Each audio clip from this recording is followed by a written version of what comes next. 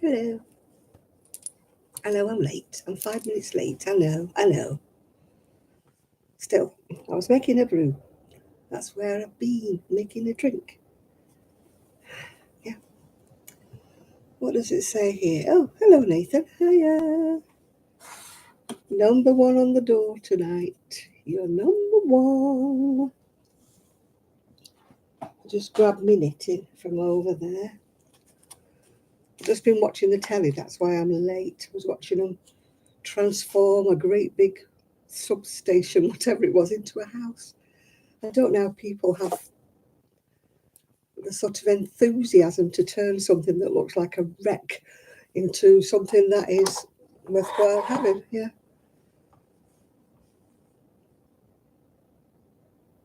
How's that hammer? I think you mean hand. I think you've had. I think autocorrect has changed what you're saying, Esther. It's getting a bit better. Yeah. Yeah. I think she means hand. Yeah, not Hannah. Yeah. It's a good job I'm good at reading between the lines, isn't it? Yeah. Hi, Esther. Anyway. Yeah. I'm on my last sleeve. Then I've got to sew it all together, and I've got to make all the bands and the button bands and the neck band. So you think when you've done your last sleeve, you think, woo, finished. And then you think, no, I haven't. No, I haven't. I did manage to get the navy blue and finish the cardigan I was doing with all those bits and bobs of sock yarn. Hi, Lydia. It has rained a little today, but it's so cold. I've got a sweater on, got my jacket on. I'm so cold. I should have lit the fire, but it seems stupid. Lighting the fire in May, shouldn't be lighting fires in May. Should be basking in sunshine, not shivering. I do feel the cold, though. I really do feel the cold. I'm such a wimp. Yeah, such a wimp. Oh, dear. So how is everyone today? Hope you're all doing well. I've still got the strap on. I can do without it to a certain extent, but I can't knit and crochet without it. So we've got 17 people in and only 6 thumbs up. So come on.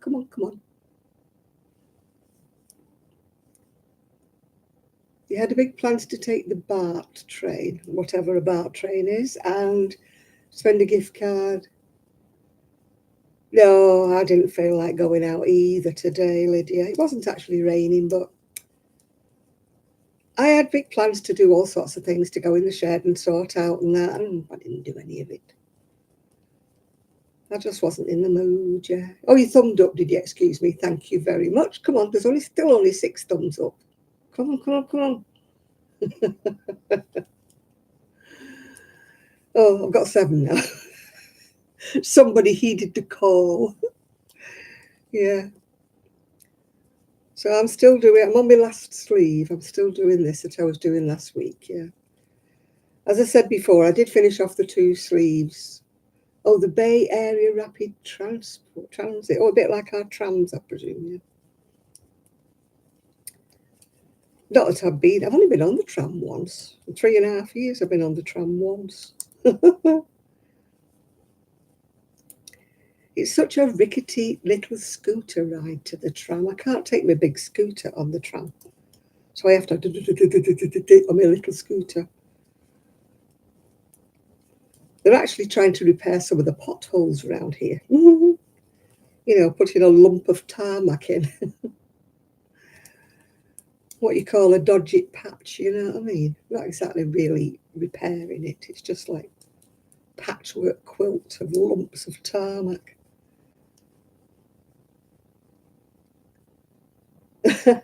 Oh, they're not allowed to smoke on our trams or buses in the UK. No smoking. So we're all right about that. Doesn't say anything about drinking, but no smoking. Do I ever go to the horse race? No, I don't like horse racing. No, I don't like it. Don't watch it. Don't like anything like that.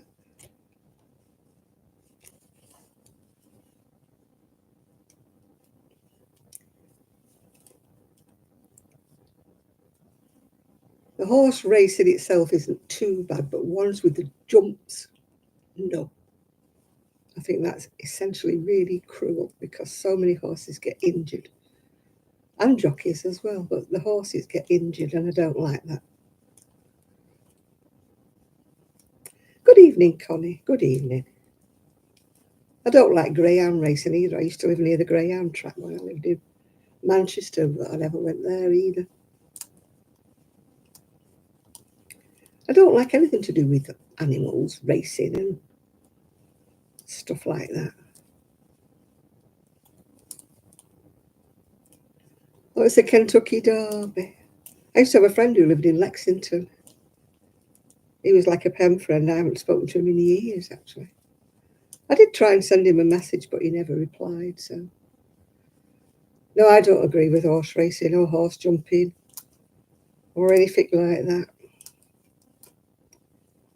Mike's husband used to watch show jumping. He never watched racing or anything like that. But he used to watch show jumping. Hi, Munchkin. Hi, Evie. You just got in from an art lesson. Ooh, an artist amongst us. I can't paint for toffee. I'm worse than Lowry with his matchstick men.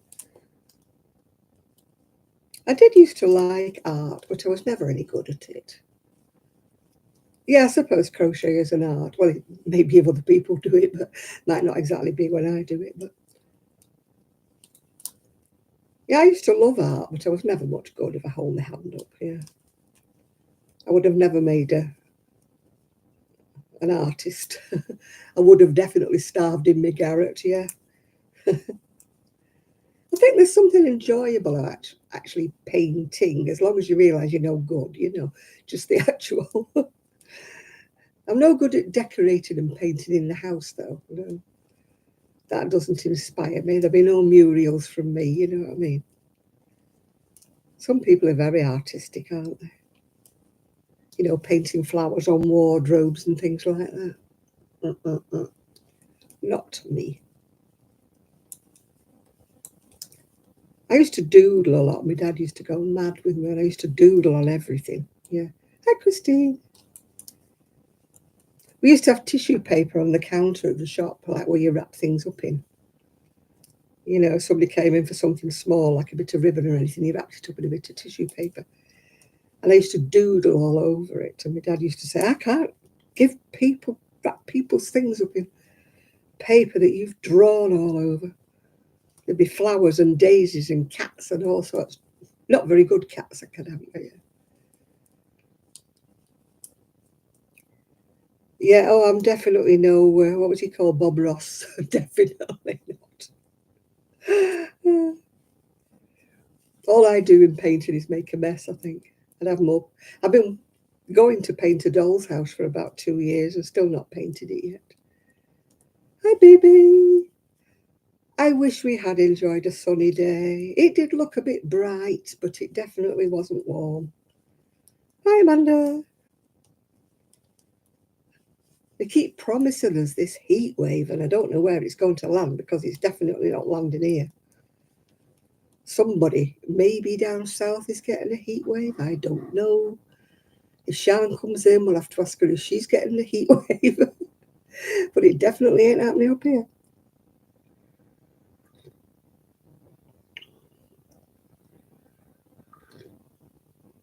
Notice how I keep picking my I Love Manchester cup. I think it's Freudian. Because I did love Manchester, and it seemed to be a lot warmer. Yeah. In London, it was beautiful. Oh, goodness. You live in South East London, it was nice. Oh, gosh. It wasn't, well, it did rain a bit. Not a lot, but it's been warm. Everybody's got warm. Except me. It was definitely not warm here. I've got a sweater on, I've got my jacket on, I've got all sorts on. I've got a thermal vest underneath my sweater and I'm still flipping cold. I cannot get warm these days. The only place I'm warm is in bed when I have my heat pads in. That's the only place I get warm. It's ridiculous. Ridiculous. But I was determined I wasn't lighting a fire. I thought lighting a log fire in May is ridiculous, isn't it? You shouldn't have to. I was very tempted though, very, very tempted to light it, I tell you.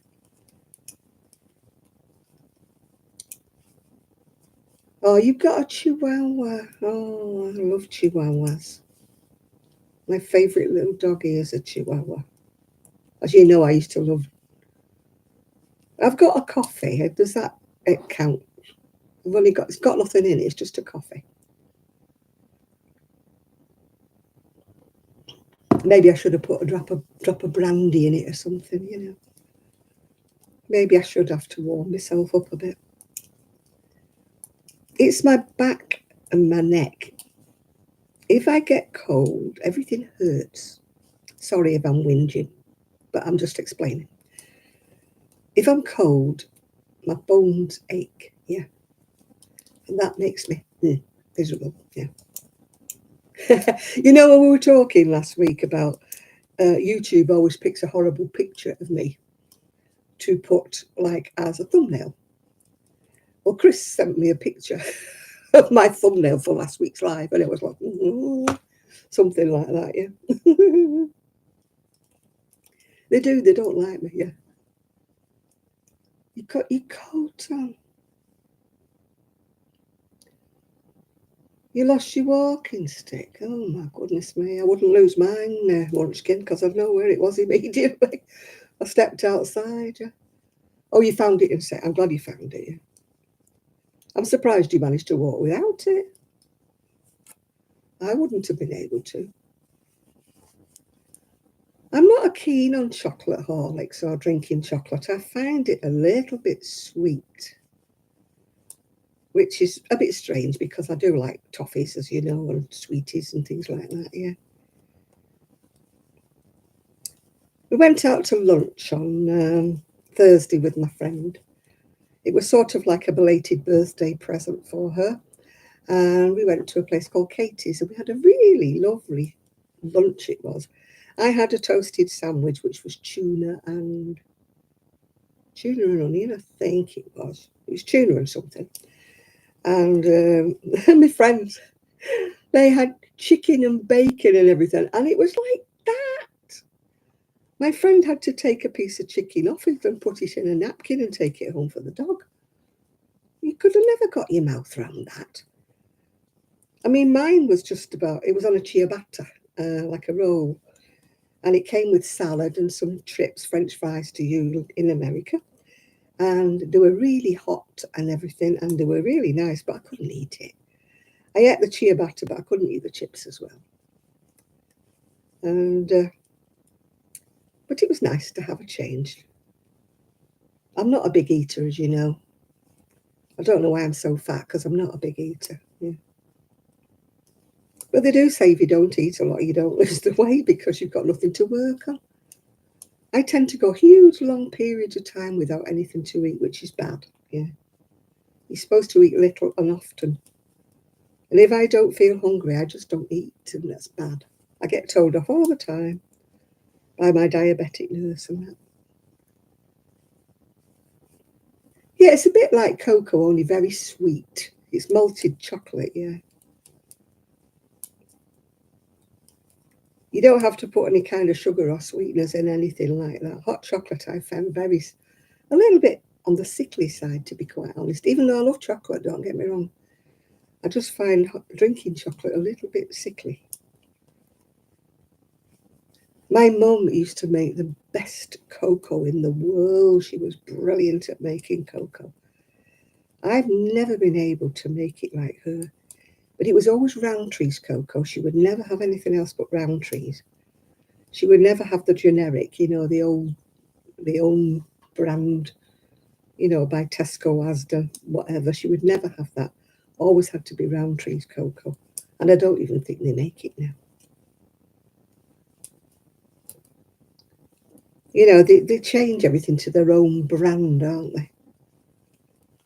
I tried the Horlicks from, was it Aldi or Lidl? Oh, it was absolutely disgusting. It was awful. No way could I drink that, yeah. Yeah. Come on, there's 28 people and 17 thumbs up. That means 11 people are disobeying and they're going to get called out and given lines, yeah? Oh, I've lost one. I had 17 and now I've only got 16. Somebody's taken objection to me saying you're going to get lines.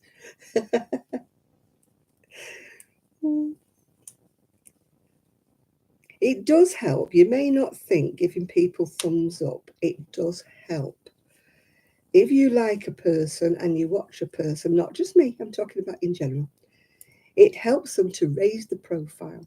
And if they raise their profile, YouTube shows their channel to more people, which helps them to get noticed by more people. Not me, I'm not saying it just for me. In general, anybody that you watch, always remember, if you like the video, give them a thumbs up because it just does work, yeah. You just watched the Knitting Man from Cornwall. I just watched, oh gosh, what was she called? She was a knitting lady from Cornwall. She'd just been to that wool thing in Wales. She'd been Wonder Wool, was it in Wales? She'd been there. But sadly, she barely showed any video of the Wonder Wool. She showed what she'd bought afterwards, but it was mostly about her and whatever. I was hoping she'd show more of the actual Wonder Wool, but she didn't, yeah. I'm sure there's probably more videos from Wonder Wool. What was she called? Oh, I can't think. Can't think of her name. It'll come to me when I'm not thinking. That's one of the joys of old age is you can't think of anything. You can't think of people's names. You can't think of anything. And then when you're not thinking about it, it pops in your head. You go, ah, that's what she was called. Yeah. She seems to go to a lot of these, knitting, yarn, whatever they are. Well, they're usually wool, aren't they? Because they're usually hand done. She goes to a lot. I think I watched her once before when she'd been somewhere else. But I had actually started watching her. She'd been to France, I think, with this family. Not doing any knitting or whatever. She just went to France, yeah. It'll come to me in a minute. It's called the Knitting something or other. So we've got a knitting man, have we, from Cornwall? I know Nathan was saying the other day that there's not many crochet men around, yeah.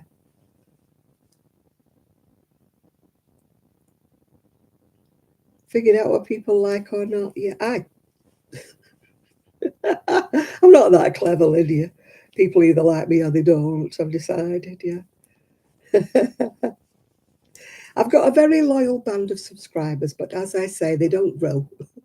I don't grow at all, but I'm very grateful that people who subscribe to me stay with me, and I'm very happy about that. If my channel doesn't grow, it doesn't grow. I'm not going to fret about it. I'm not going to worry about it. I'm not going to say, oh, everybody subscribe to me, please. I want my channel to go. No, I'm just happy with the people I've got. Everybody's loyal. And they give me lots of nice comments and that's all you can ask for, really, isn't it? Yeah. You know, I'm not in it to make a business. I'm not in it for the money. I'm not in it for anything. I'm just in it because I like doing it, yeah. And I think I've solved my problem, my 3-week problem with my camera. Oh, it kept telling me every time I made a video, it wouldn't transpose over. It kept saying the file was corrupted and I couldn't do anything about it. I tried all ways. I had 2 cameras and neither one of them would work.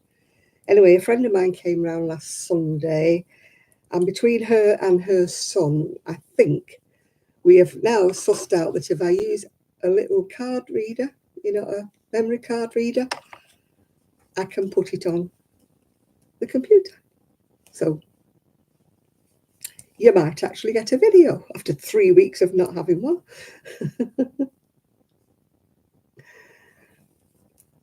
Yeah, I don't do tutorials. I am bad at anything like that. I don't have the camera.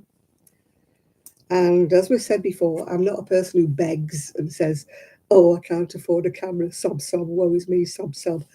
No, if I desperately wanted a camera, I would desperately get one eventually, which I probably will have to finish up buying one. But it's not a burning ambition of mine to do tutorials. You know, as I said before, I'm not in it for the money. So I'm not in. And there's so many really, really good tutorials already on YouTube. I'd be joining an ever-growing band, wouldn't I? You know, I don't have anything novel. I don't have anything new that nobody's done before. And as I said before, there's some excellent tutorials out there that people have done. And I just feel that everything I could do, somebody's done before and probably better. So I'm not putting myself as competition in the marketplace. Yeah.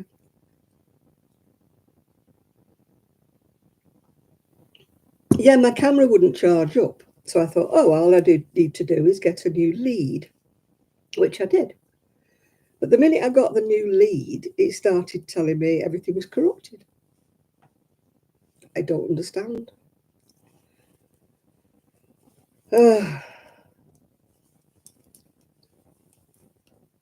I only watch tutorials if I want to actually make something.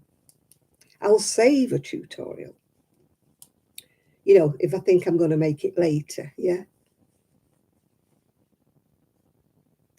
Yeah, I just don't want.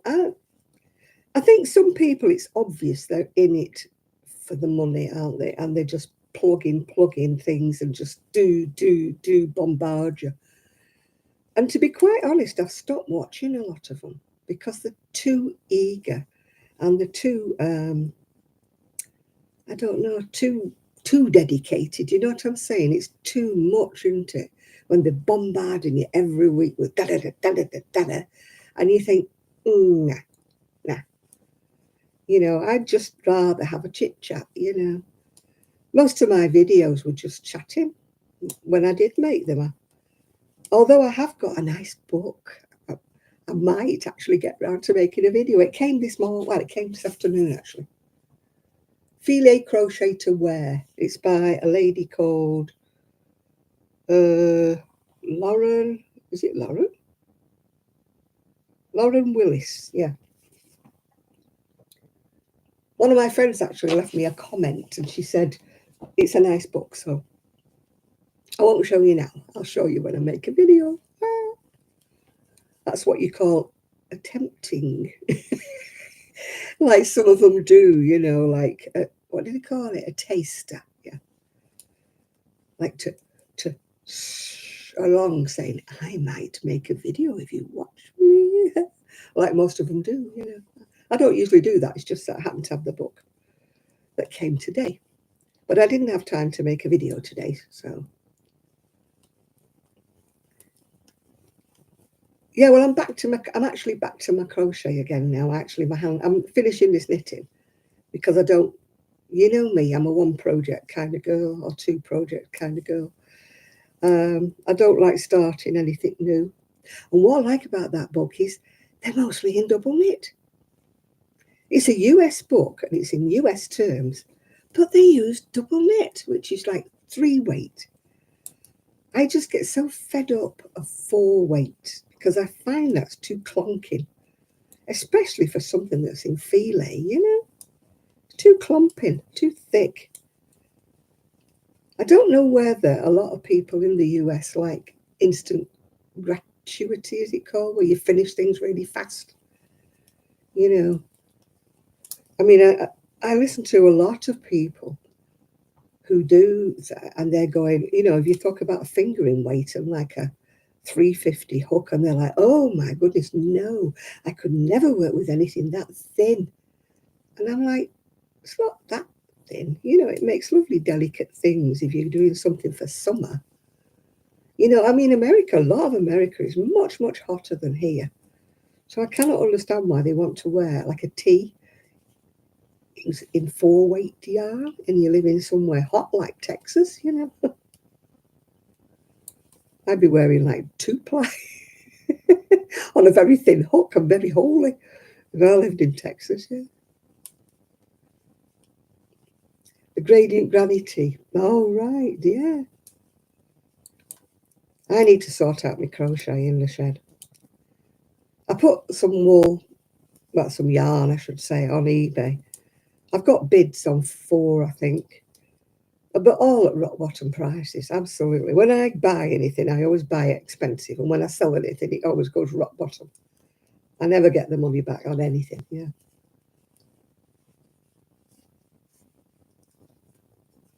I think so. We don't have number weights in the UK. You need somebody in America to explain it to you. But from what I can gather, yeah, 1 is the thinnest and it goes up to like 5, 6 or something like that. In England, we go by 3-ply, 4-ply, double knit, Aran and chunky or super chunky. Oh, yeah. No, this book I've just bought is in US terms, so it's me that's going to have to change everything back again, yeah.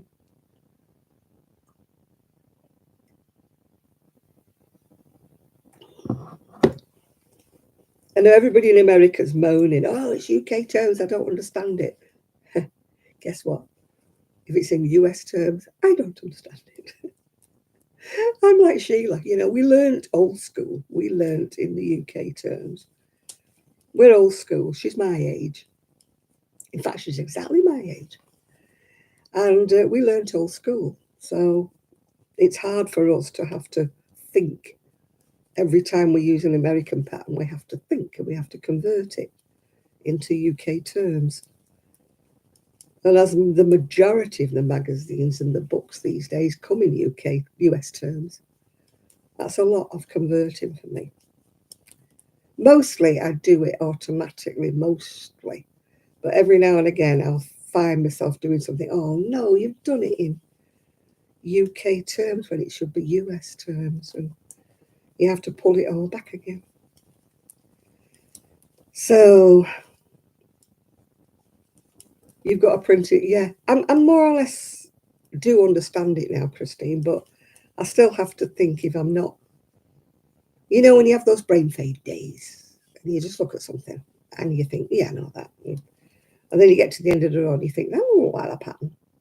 And then you look at him, you've done it in UK terms and it should have been in US terms, yeah. At least when knitting, we don't have that problem. Knitting is mostly the same, I think. I don't think there's any. You know, you do have slightly different things when it comes to, you know, like raglan shaping is SSKK and all that jazz, which I have to think about, yeah. But more or less the knitting terms are exactly the same, I think, in America as they are in the UK, but not the crochet. Don't know when it changed, don't know how it changed, don't know what happened. And I don't think anybody does know when it happened or what happened or why we have different terms. I don't think anybody knows.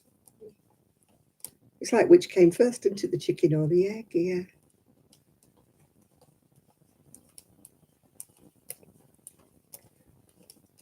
I just concede that we're different. You get some people who are very adamant. Ooh, you know, everything in the US is right. Everything in UK is wrong. Mostly that was Ravelry. I stopped going on Ravelry for that reason. Some people were very pedantic and very rude. You know,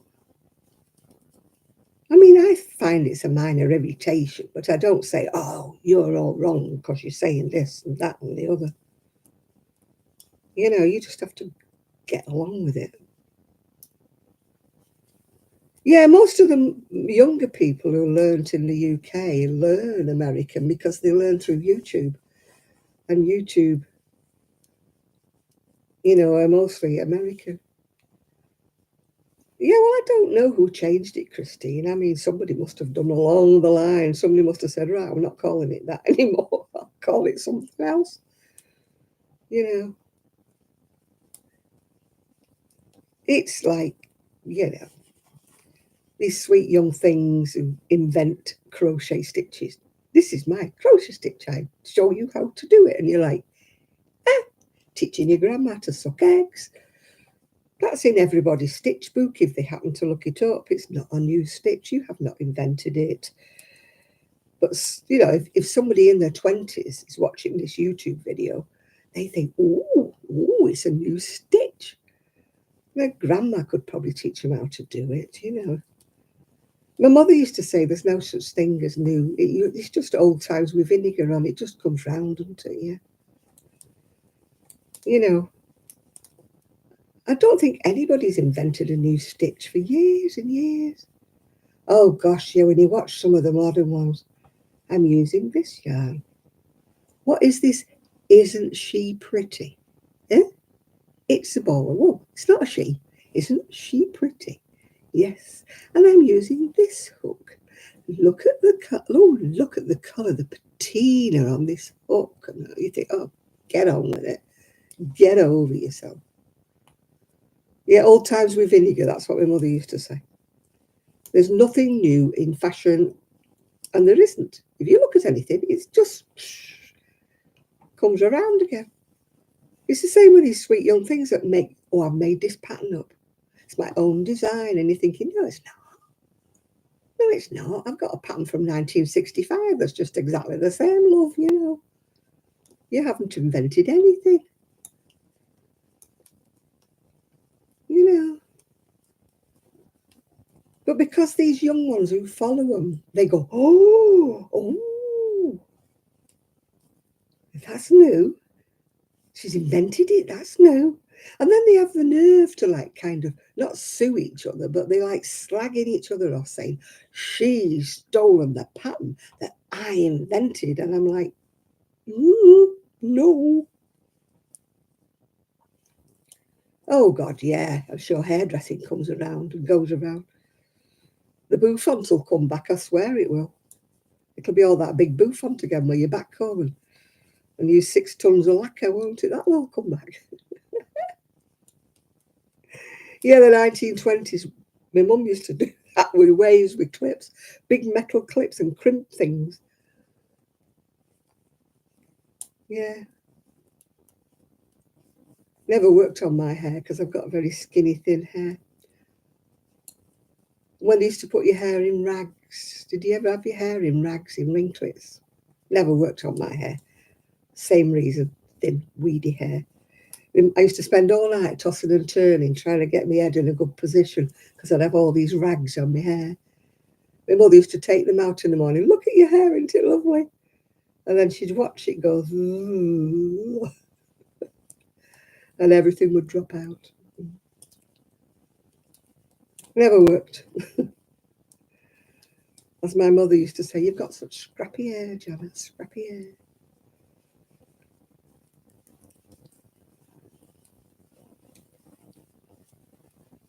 Yeah, man, it's some of the, oh, do you ever watch some of the fashion shows with these young designers? I mean, nobody would walk down the street wearing them, would they? You know, they get Young Fashion Designer of the Year, and you're thinking, are you kidding? Are you joking? Have you done that for a laugh? You know. Even some of the modern crochet designs, you know, you're like, really?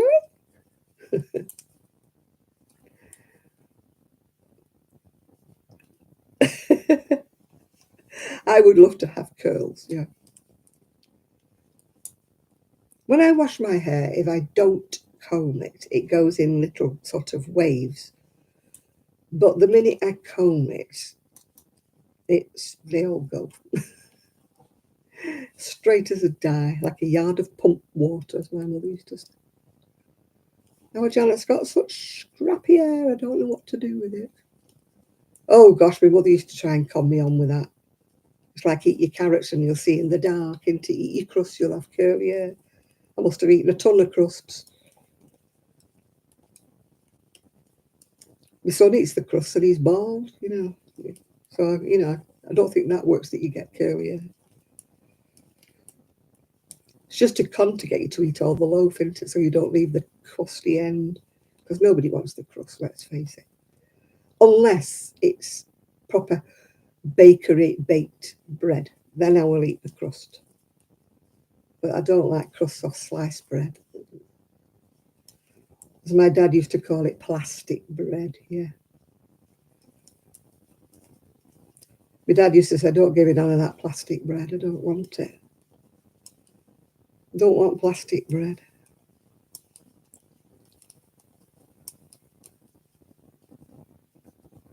I can't blame menopause, Christine. My hair's... The only time I had a good head of hair was when I was pregnant, yeah. I had a lovely thick hair when I was pregnant, but as soon as he was born, it all fell out. Yeah, the hormones or vitamins or whatever all fell out my hair when I'd had him. Yeah, yeah, plastic arm. Oh God, yeah. It has to be nice bread though, Lydia. It's no good if it's sliced bread in a plastic bag. You call it a knobby, we call it crust. The crust, yeah. There's always these arguments on Facebook. What do you call?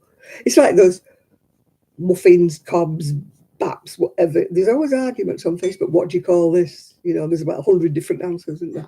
Depending on which part of the country you come from. Everybody's insistent it's something else, aren't they?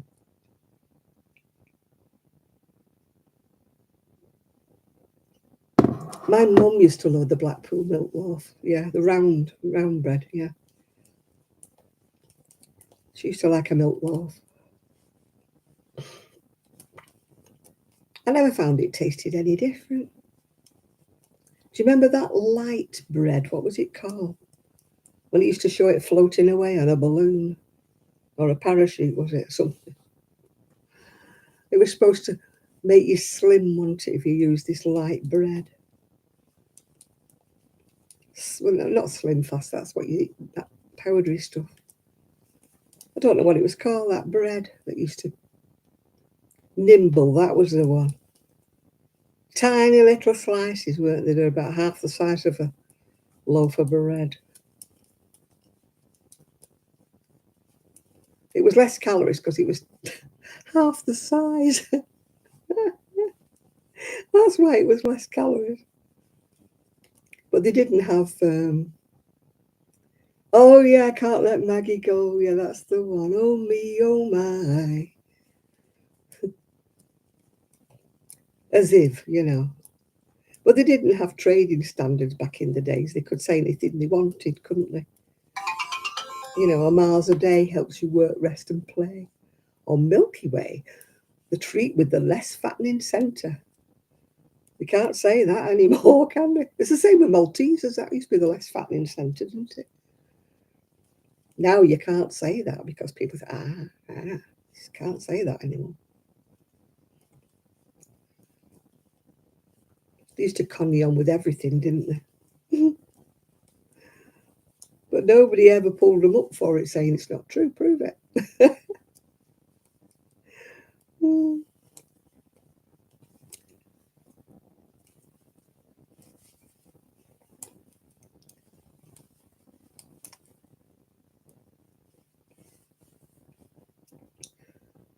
Yeah, I've never had a Danish loaf for years and years.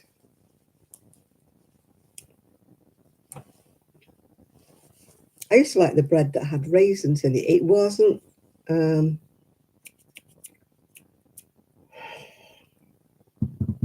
that malt bread stuff. It used to be just like a currant tea cake, but in a loaf, yeah.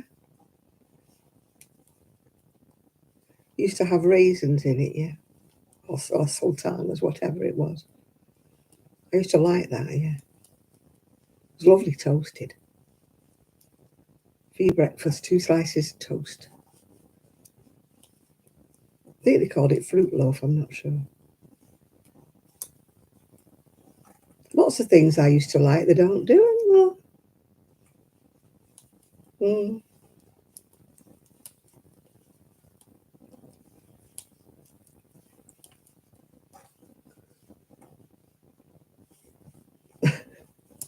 Artisan bread, usually. My dad used to call it, had sweepings up in it. And it had those bits and husks and stuff in it.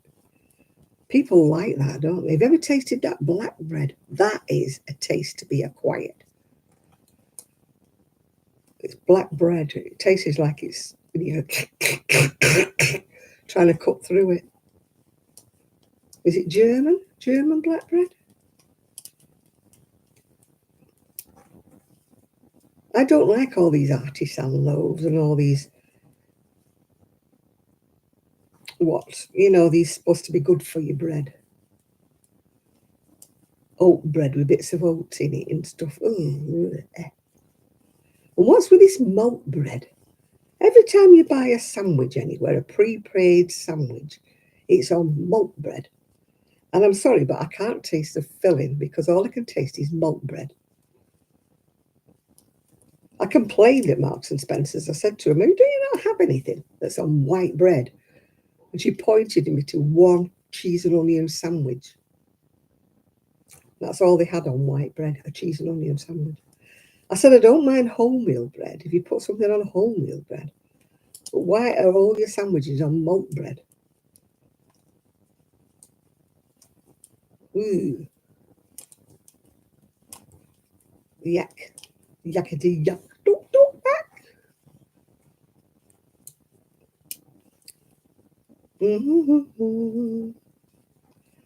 I'll be watching TTP, whatever it's called, tomorrow. It's the Footage Detectives. It comes on. In fact, I've joined their website. Talking Pictures, I think it's called, and they have all this old stuff on there. It's great if you like black and white movies or you like things that are, you've not seen for years, yeah. And it's free. It's free to join. No, I don't like it with orange. In Nathan, no. No, I'm not into that sourdough. The Irish like sourdough, don't they? Irish bread, that's like sourdough. I'm not keen. No, I'll be watching the Footage Detectives tomorrow if I remember. But if I forget, I can do it on catch up now. Because I joined it online and it's free. It's called Talking Pictures. Talking Pictures. And if you like old things, like The Saint with Roger Moore and all sorts of stuff like that, it's all on Talking Pictures. And they do a lot of the old movies that are in black and white, from the 40s and stuff. Yeah. When there's nothing else to watch, I love watching that. Because you're not catch me watching reality shows or anything. I turn the TV on and I think, what a load of junk. Why am I paying? Because you can't get out of paying your TV license in the UK. You have to pay it whether you watch it or you don't. You have to have a television license. And it's gone up and up. And it used to be free for us golden oldies, but now they've stopped it. Like everything else. If you're a pensioner, they stop it. All the things you used to get for free, you don't get anymore.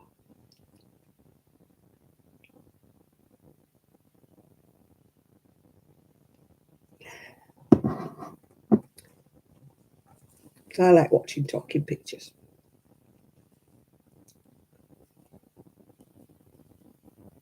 No, we used to just call them a pantsuit or a trouser suit, we used to call them. The jumper suits, we used to call them, they were like an all-in-one, like a boiler suit, weren't they?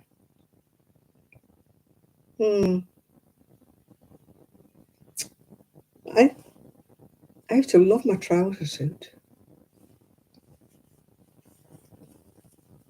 I had a blue trouser suit. It was double-breasted and blue at the top. And trousers. Oh, and I thought I was so smart with that. But you could literally dress it up or down. I wore it all the time. I thought I was the bee's knees in it, yeah. Yeah, the knit skirt and sweater to match, yeah. I've got a fibre in my mouth. Doesn't it annoy you when you can't find it? I can taste it, but I can't find it.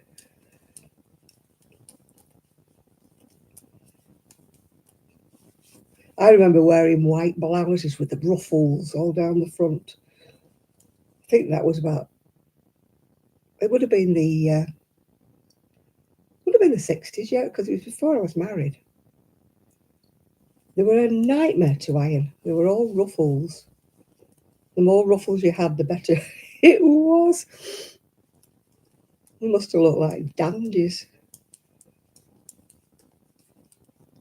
Then we had the skirts with the braces.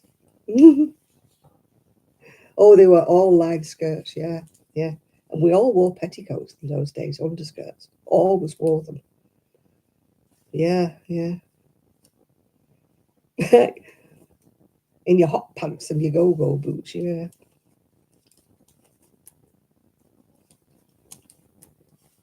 Always the ones that went just over the knee. We were like puffing boots, weren't we, really? When you think about it, we must have looked so. I had no camera back in the day. Well, we think we did. We didn't use it. So sadly, I've got no photographic evidence of me wearing hot pants, go-go boots, or all the lovely crochet dresses I made. I made some beautiful crochet dresses. And I've not got one picture of me wearing any. I haven't got one picture. Anything I made. I told you before, I used to make them for a boutique. He used to sell them for exorbitant prices. He didn't give me exorbitant prices for making them, but that's by the by. And I've got. Why did I never take photographs of them? Why? I haven't got any photographic evidence that I ever made. I've got the patterns, but that doesn't mean to say I made them, does it? If I show you the patterns, I haven't got proof I actually made the things.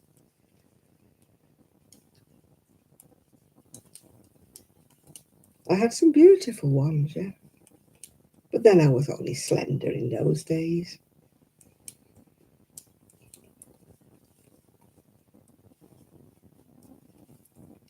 Yeah, I used to crochet in Twilly's Cry Set, it was called. It was a lovely, beautiful mercerised cotton. And it had like a density to it, and it used to hang nicely. You know, it wasn't like flimsy, acrylic-y stuff and all that. It used to hang really nicely. And I used to sew linings to match, because I was never that bold, you know, to wear them without underwear. Some people did, they just wore the bra and pants underneath them, but not me. If you were brave enough, you could wear them with a pair of like shorts underneath them. Yeah. No, I always sewed myself an underslip to match, or to tone if I couldn't get them to match. Used to buy lining material and sew them myself, yeah. Didn't sew them into the dresses, I used to just... I don't think he lined the ones I used to, you know, sell to the boutique. I think he used to just sell them as is, yeah.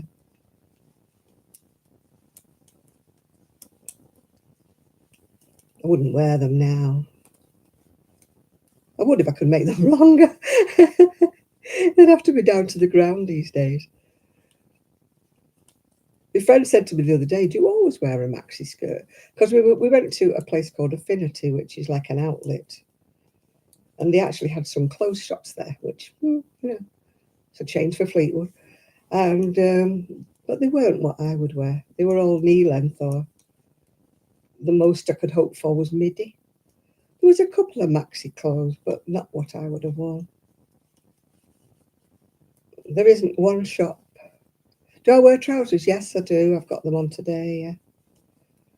My favourite are the summer, though. I've got these bold floral pattern trousers in all different colours, which I've never worn here because it's been too flipping cold. I used to wear them all the time in Manchester, like floral cotton trousers and silky trousers. I used to wear them all the time. I've still got them, but I've never had a pair on here. In 3.5 years, I've never put a pair on.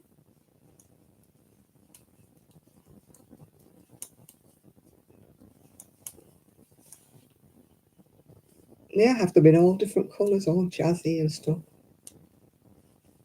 They're all packed away.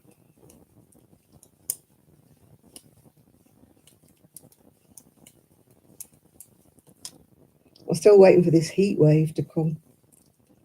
And I won't have to wear a jacket and a cardigan. I've got trousers on today, but I actually have a pair of leggings underneath them because they are too cold to wear trousers without leggings.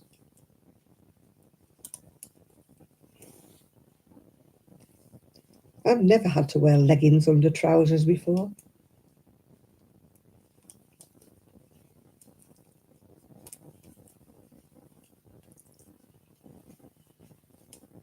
I had a pair of lovely, what they call rugby pants when I was slimmer, but I got rid of them when I put loads of weight on, and I wish I hadn't now because they would fit me. And they were like material on the top, and they were like brushed separate lining inside, and they were lovely and warm. And I used to wear those when it was snowing. I wish I still had them. Yeah. When is it coming, the heat wave? I don't know. They keep promising it to us. Never comes round here, I tell you.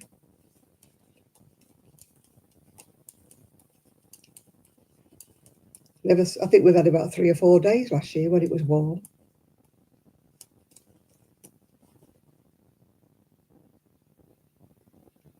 Oh gosh, that's just me. Those, yeah. I've got some patchwork trousers, but again, I have to wear them with leggings underneath because they're too flipping cold.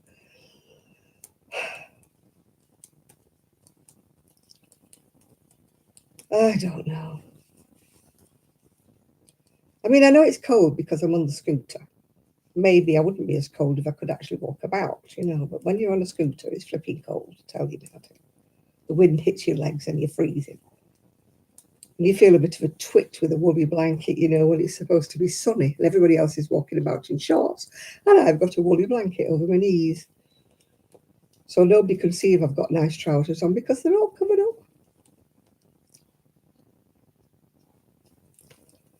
Oh dear. I'll be like the Victorians in a bit, won't I, with those crinoline underskirts on. They wear 3 different underskirts, one on top of the other, didn't they, in the corsets. Maybe I'd be warm for one of those. Get my parasol out, go down the seafront with my crinoline on and my parasol and my long pantaloon, knickerbockers underneath. The ones that come down to your ankles. I should get some of those Jed Clampett things, shouldn't I? Combinations, as they used to call them. I don't know what you call them in America. We used to call them combs over here, combinations. Yeah. You used to have buttons at the back that used to unflap when you sat on the toilet, yeah. Long johns.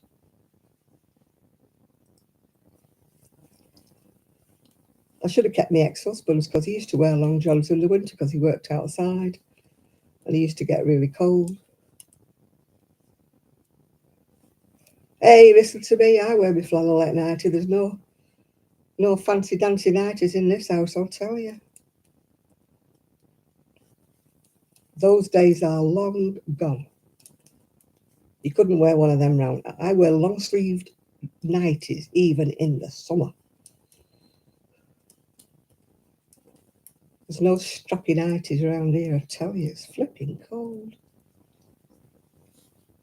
I swear I could go and live in the Arctic or the Antarctic. I wouldn't be any colder.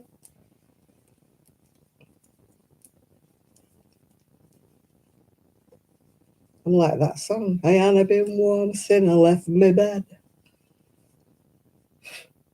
I got rid of all my nighties, my silk nighties with strappy tops on. And would you believe a man bought them? And I don't think he bought them for his wife.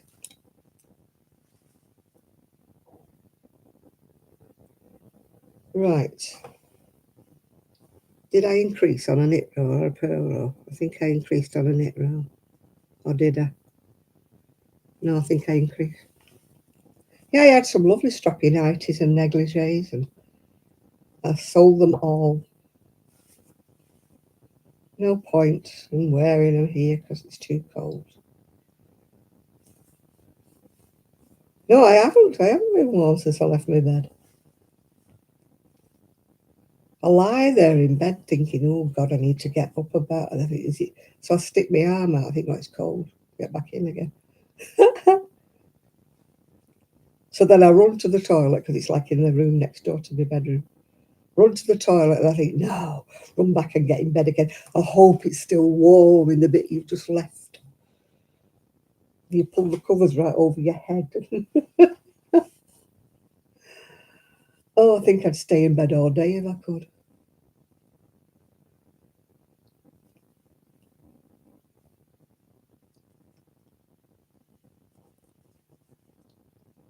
And there's only a towel rail in my bedroom, in my bathroom, and it doesn't get warm at all. I used to have a humongous radiator in my bathroom when I lived in Prestwich. Humongous. And it was always cosy. Because the sun used to stream in the bathroom in the morning. It was cosy as anything. I didn't mind, getting up and going to the loo in the morning. Didn't mind it. But here, oh, cold.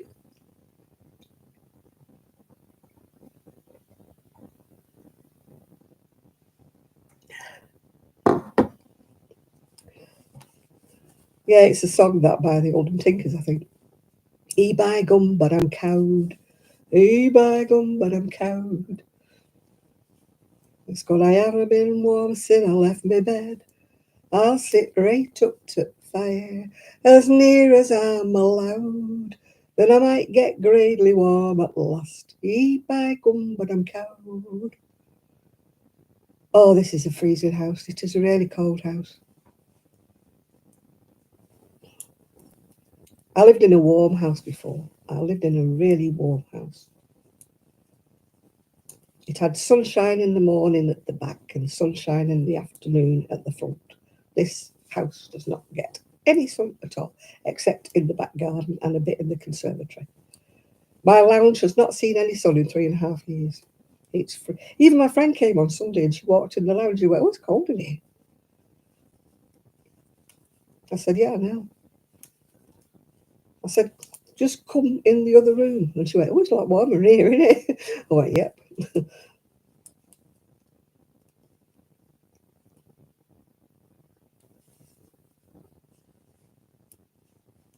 It is the house, you're right there. It is the house that's cold. It's facing the wrong direction for the sun.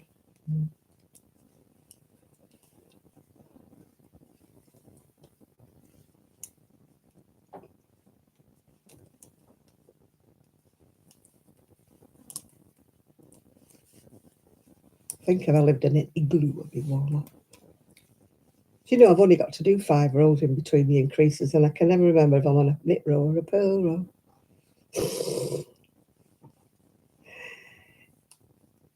If you're increasing like evenly 4 rows or 6 rows, because you're not swapping them from a knit row to a purl row. Oh God, I wouldn't like that, Lydia. I had issues with my boiler till I had it replaced at the other house. When you go to get a shower and the water's cold, oh no! You have to warm a kettle, don't you? Just have a strip wash. I couldn't do with that. I had to get a loan out and put a new boiler in. I couldn't do with that. Didn't have the money, so I had to take a loan out. Which, as you know, taking loans out for things like that is not a good idea, but you can't live without your hot water, can you?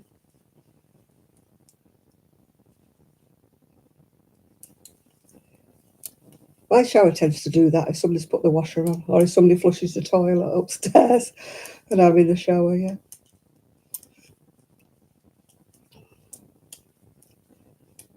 Or if you get in the shower downstairs and then somebody wants to shower upstairs and you think, oh, it's got cold.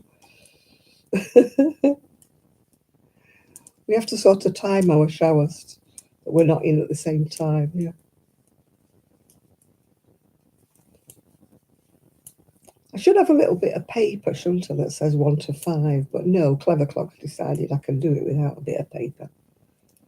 But obviously I can't because I keep going wrong. Never mind, it's only a sleeve. If it's a few stitches short, it wouldn't matter, will it?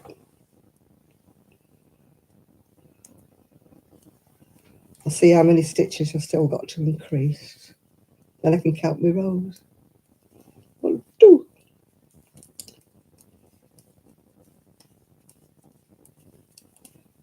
10, 11, 12, 13, 14, 15, 16, 17, 18, 19, 20. I'm glad I don't have a landlord, yeah. I know they can be awful.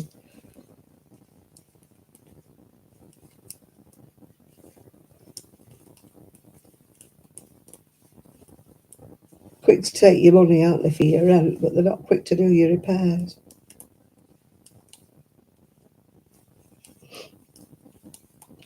And 31, 32, 33.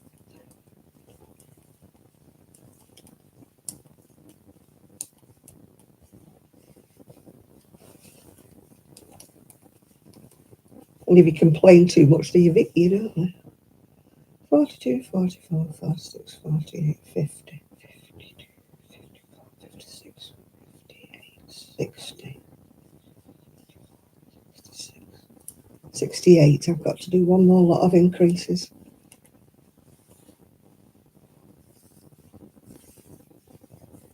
They're trying to stop the no-fault evictions over here. In other words, the landlord has to prove why he's going to evict you. I mean, some people pay their rent on time, do everything on time, and yet they still get notice to quit. The landlord makes some excuse up like, oh, I want to sell the house, or I want the house myself, or something like that. And a lot of people who've been in the houses for years and never had any trouble, and all of a sudden you have to try to find somebody out, or they put the rent up. Oh, some of the rents over here are enormous, yeah.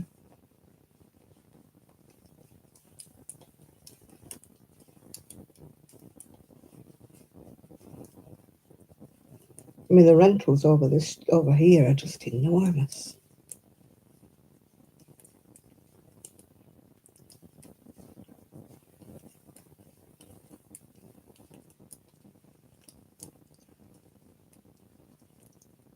Yeah, I think I've got one more lot of increases to do, and then I've got to the top. It's looking quite long. I don't know how many more rows I've got to do. I think Lydia's in America. I don't think they have a citizen's advice bureau. I don't know whether you have rent control. The citizen's advice really have got no powers, do they, though? They're a bit pathetic. Well, they are in the UK anyway. Hey, let me stop for a minute. What am I knitting? I'm knitting a sleeve of a cardigan. I've nearly finished now. I'm on my last sleeve. It's chunky. That's what I'm making. I'm on the last sleeve. Then I've got the bands to do, obviously. I think the bands are knitted sideways. Oh, they are, yeah. I think your neck band was first, yeah.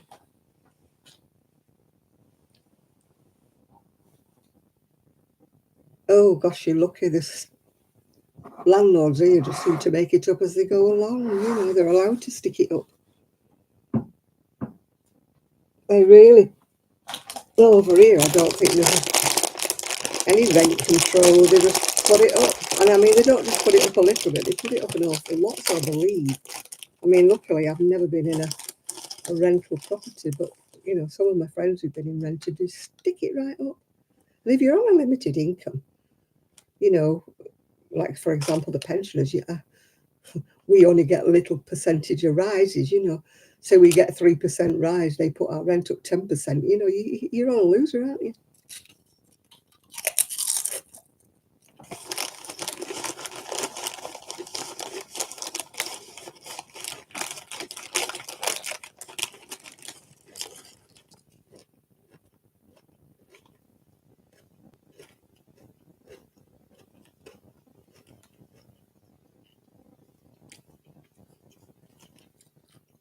You feel sorry for first-time buyers or first-time renters, even if they're on a good wage.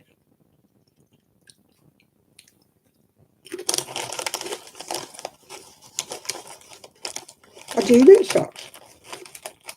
I've got about 10 pair of socks in my drawer that I never wear. So that's why I don't knit them anymore, because I've got too many already.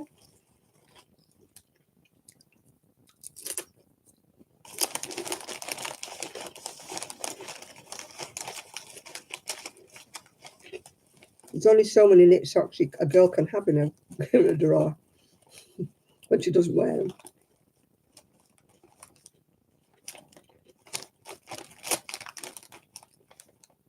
You have to knit side to side. You know, you have to go side to side. Start with the side and go across.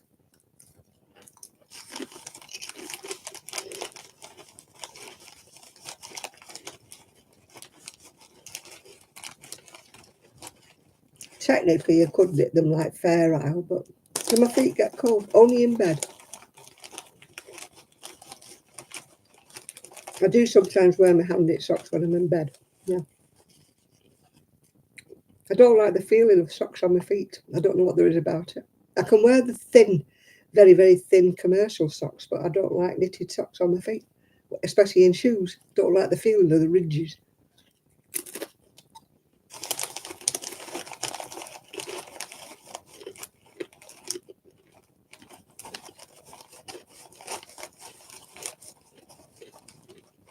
There are lots of sideways patterns knitted. Ravelry is a great source. Or Etsy, even though I hate Etsy. I do use them to buy patterns, even though you get photocopies. But that's by the by.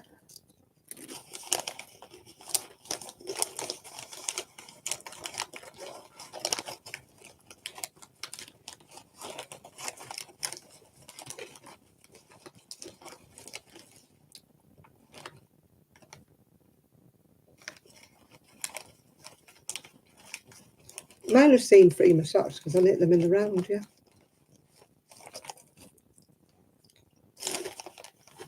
Hi, I am.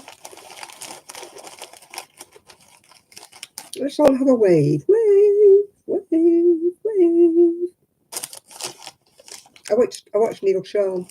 He does these, well, usually anti-royalist. Well, not, he likes the royal family, but he doesn't like certain members, if you know what I mean, the ones you've got over there.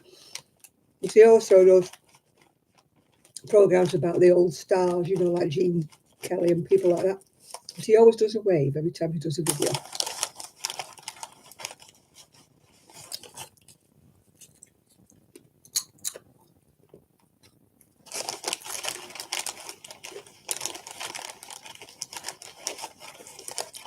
And he always goes, Neil Sean in the heart of London, or in the heart of Yorkshire, wherever it happens to be.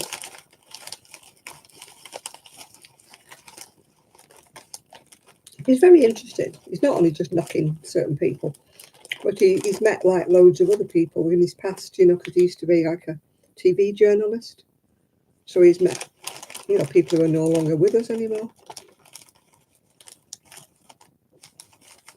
And he talks about them, little cameo backgrounds, and then he also puts some links to old movies on there.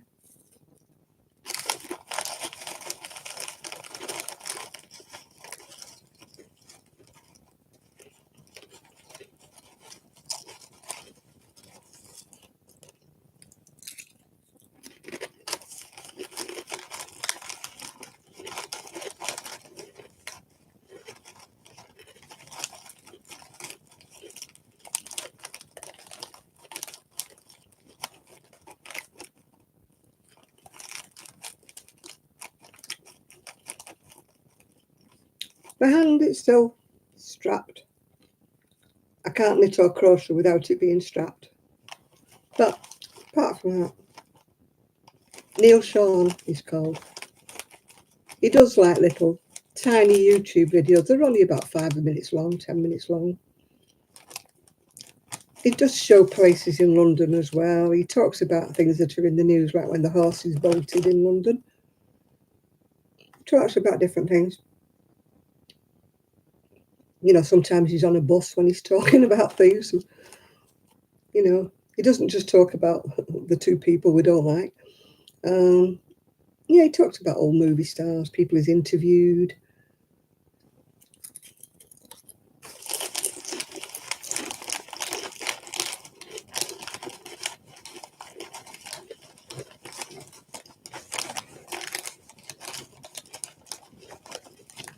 does about 3 or 4 videos every day, only little ones, talking about different events.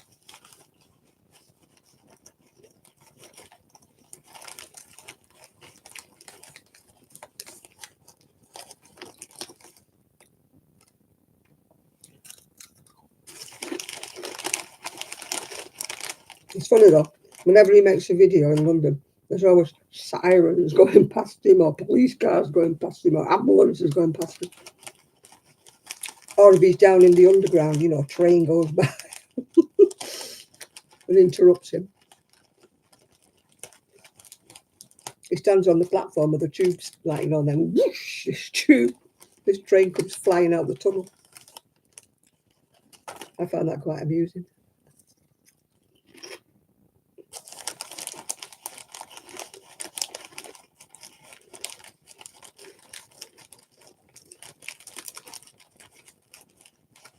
Yeah, he talks about different hotels sometimes in London and who stayed there, and you know, the 40s film stars, and who the late Queen met, you know, who Princess Margaret met, and things like that. He talks about. He talks about current events as well.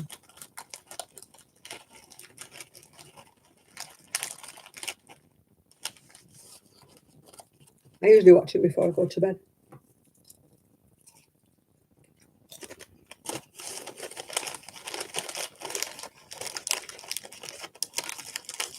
When 5-minute videos about all your brain can take in, you know, before you go to sleep.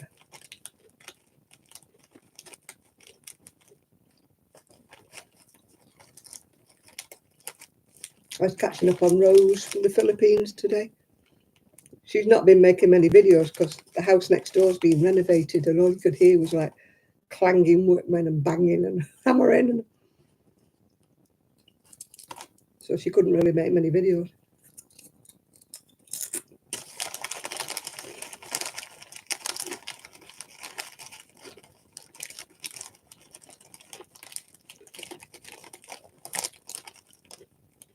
And she was bothering whether the new build would block her light, you know, from the window. Because she sits in it, I think she's in her bedroom when she makes the videos. And this building work was like taking place like kind of outside her bedroom, wasn't it?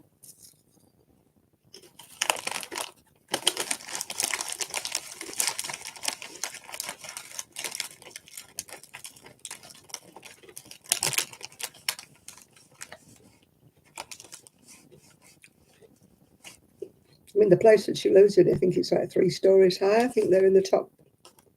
They're in the top floor, I think.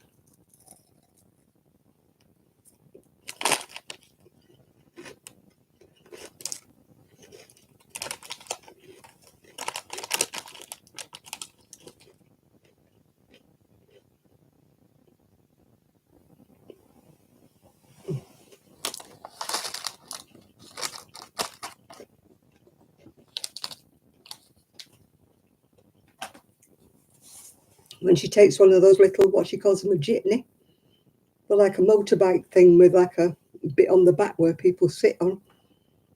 And she sometimes videos there. My God, it's scary. So much traffic and motorbikes and things hurtling at you, and the noise is deafening.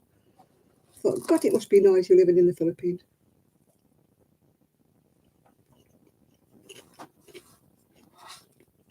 I suppose if you grow up there, you don't notice it, do you?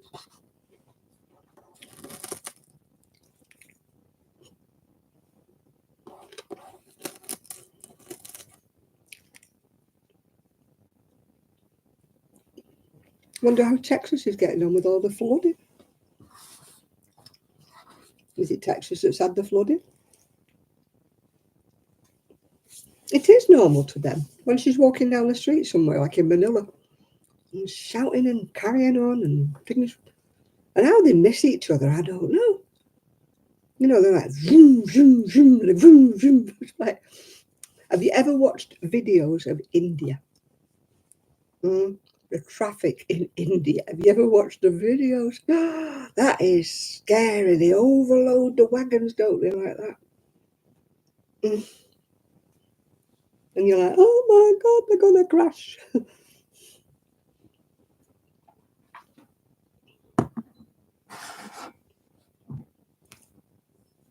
suppose if you grow up with it. I mean, I grew up on the main road. And when I got married, you know, I couldn't sleep when I got married because it was so quiet. I lived down a little street with no traffic. And I was like, what? Couldn't sleep at all. I kept saying to my husband, it's too quiet. I can't sleep. It's too quiet. Because I had a bus stop right outside my bedroom window before I got married.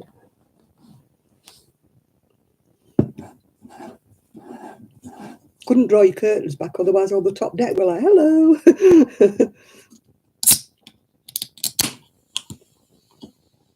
But I just grew up with it, so you think it's quite normal, you know, having a bus stop outside your front door.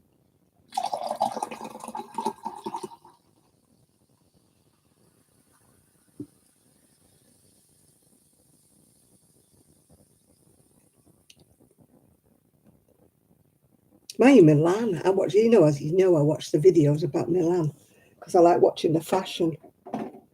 How close was the bus stop? Across the pavement? Only the width of a pavement, Nathan. And there was the bus stop. There was no shelter with it. It was just a bus stop.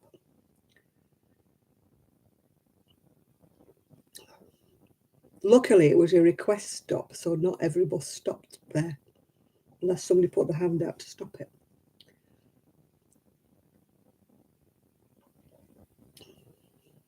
But I mean, all the people in the top deck, if you drew the curtains back in your bedroom, they were all like, hello, hello, how are you? But somehow you just get used to it. You get used to the fact. I've got news for you, I've got a Mars bar as well. Well, it's, in fact, the paper on the Mars bar is much, much bigger than the actual Mars bar. Look how big the paper is. It looks quite big, doesn't it? But if you fold it back, the Mars bar's only that big. They're getting smaller by the minute. I've seen the advert for the mini fish fingers. Mini fish fingers. Same price as the fish fingers, but mini fish fingers. You'd have to cook more, wouldn't you, to put them on your butty? Soon we'll be having a fish finger that's like that. My little bent fingers. Arthritis, you know. That one's the worst one. Look, they go round corners, don't they? It'll be facing the opposite way soon. It looks like I've got a stain on it. I've got, what do you call it? Age spots. No, it's because they don't want to put the price of fish fingers up, Nathan, yeah. Oh, our fish in the UK have fingers, yeah. Not sure where the fingers are, but, you know, or how many fingers they show. Could it construe as being rude?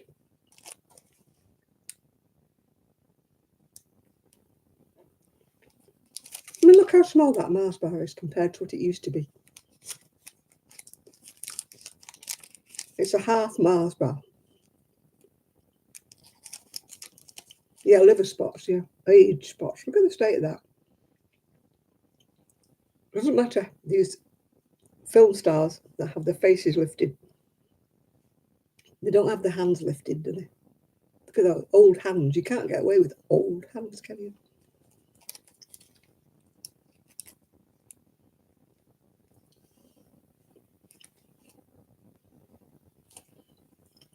What's in the Mars bar? It's like toffee. Caramel. Not caramel. Caramel. What's a fish fingers? Well, they're supposed to be pieces of fish cut into like a rectangle shape and covered in breadcrumbs. But they mix a fish with all sorts of junk. The cheaper the fish finger is, the more rubbish you've got in and the less fish you've got. Hi, Chris.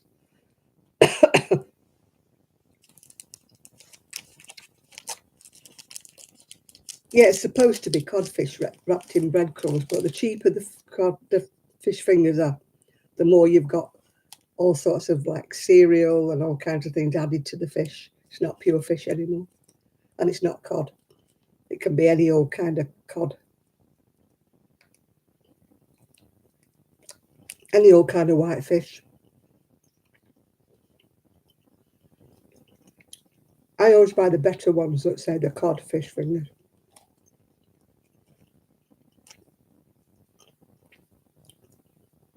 But you can buy really cheap, fish fingers from like these cheap stores like Aldi and Lidl that have barely got any fish in them. They're probably padded out with cereal or whatever.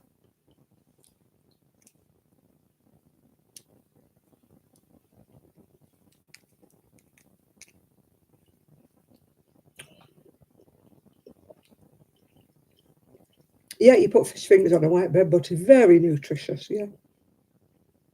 How much is fish and chips where I am? About £9, something like that.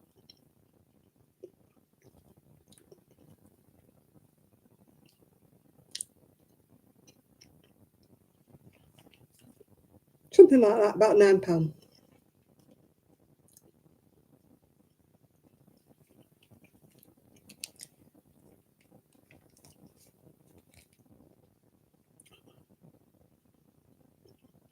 Yeah, you might call them fish sticks, yeah.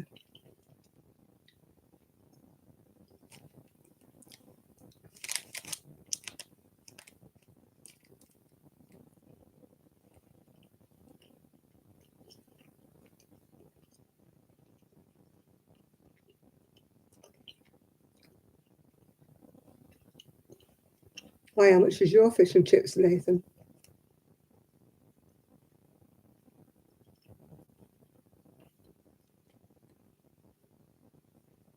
Yeah, I still like salmon fish cakes, but they've got breadcrumbs and all sorts in them these days. They're not salmon. No, I've not tried the Butters Mars bar, no.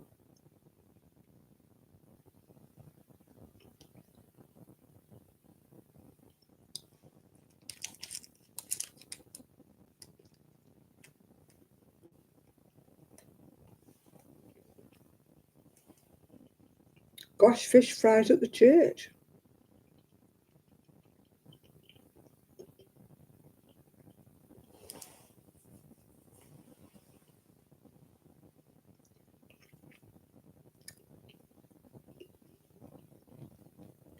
I love fish. I eat a lot of fish. Well, I would.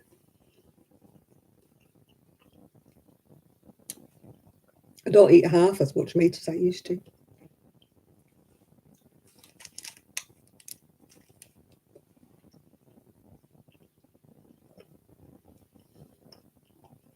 My ex-husband didn't like fish. If it was boneless fish, he would find the one bone. If he found the one bone, he wouldn't eat the rest of his dinner. I don't eat much meat these days. Or I try not to, let's just say. It's not because I'm vegetarian or anything, it's just that I don't always fancy meat.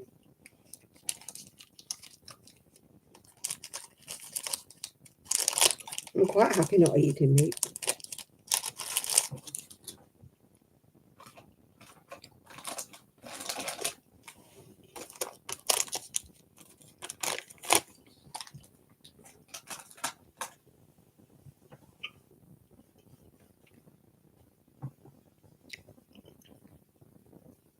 No, that's the one thing I don't like, smoked fish.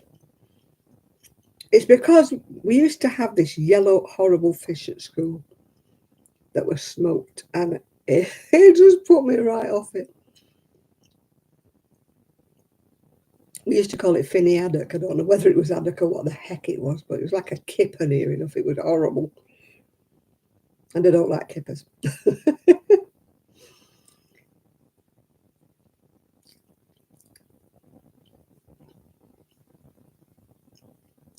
I love fish. Like I said, I love fish. I will eat some chicken. But I'm not mad about, red meat as such. Don't mind a bit of lamb now and again, but it is so expensive.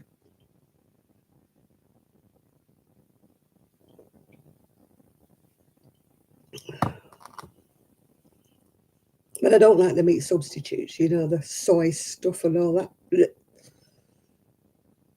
Tofu.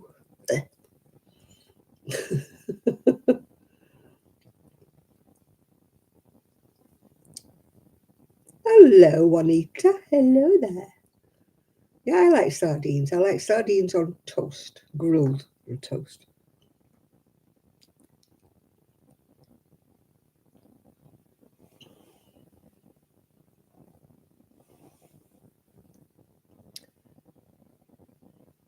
I used to buy fresh sardines at one time.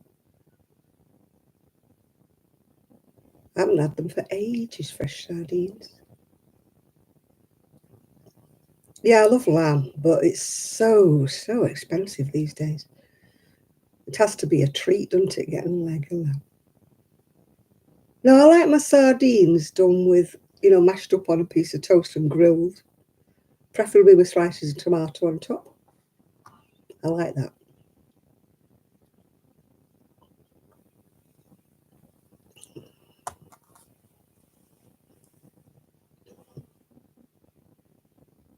But I'm funny, I like my toast done under the grill.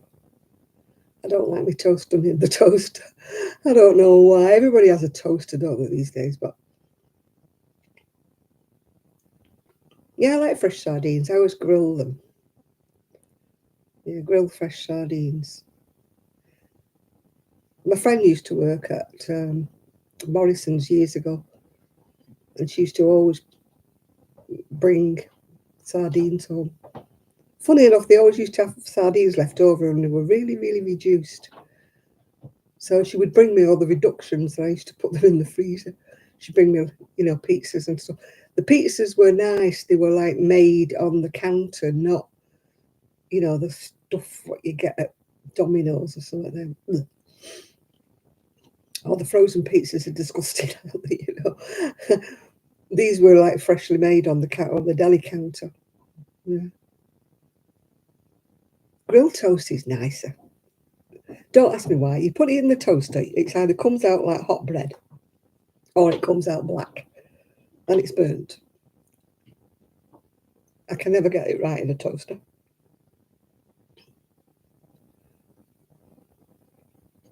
I would prefer my toast done in the grill. Really like a grill. Our grill is always full of stuff. You have to take everything out of it. It's like a storage unit before you can get to the grill.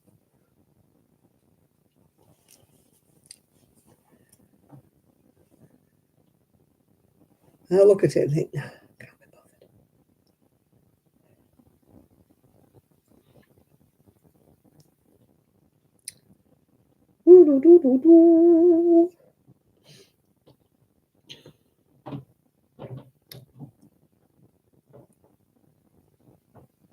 And I don't like air fryers. Am I the only one that doesn't like an air fryer? I never touch ours.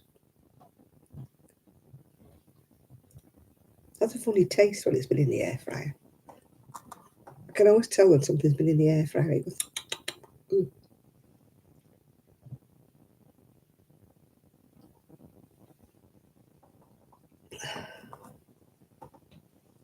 I know people swear by them, don't they? They're everywhere in the air fryer. Nope. I prefer the oven. Yeah, I know it uses more fuel and stuff, but I don't have avocado. No, I don't like it. It tastes greasy to me. I'll have a poached egg though. Yeah, I don't like avocado. I've tried it, but I don't like it. It tastes oily and greasy. I don't like guacamole and stuff like that either. I'm a weird person. I just like plain stuff. My friend has tinned tomatoes on toast. No, I don't like that. It makes all your toast go soggy. I love scrambled egg on toast.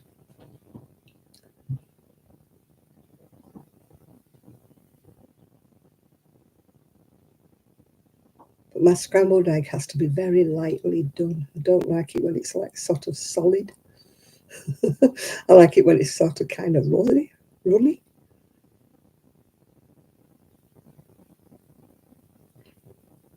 Oh, I don't like frozen pizzas. I don't like pizza.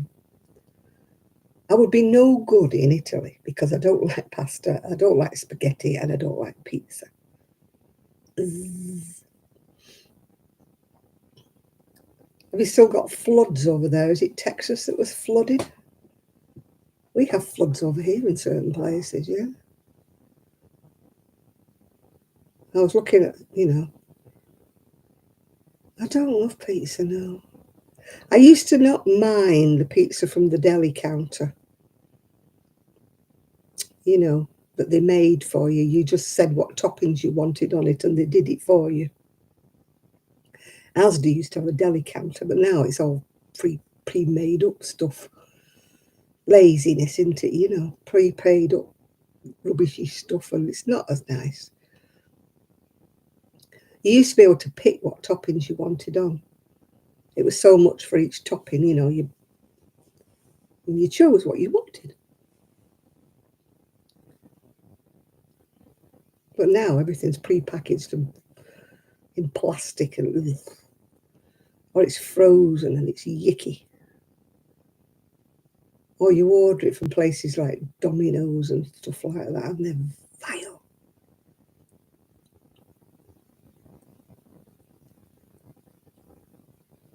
There used to be a nice pizza place in Prestwich where they actually made them in front of you and put them in the oven in front of you. They were nice. I used to get them a lot.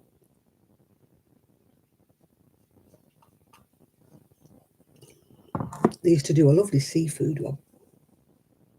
Hardly anybody does the seafood one.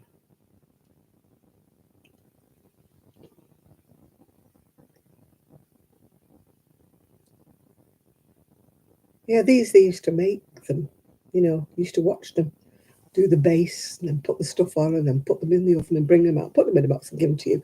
Gorgeous they were. Supermarket ones, ick.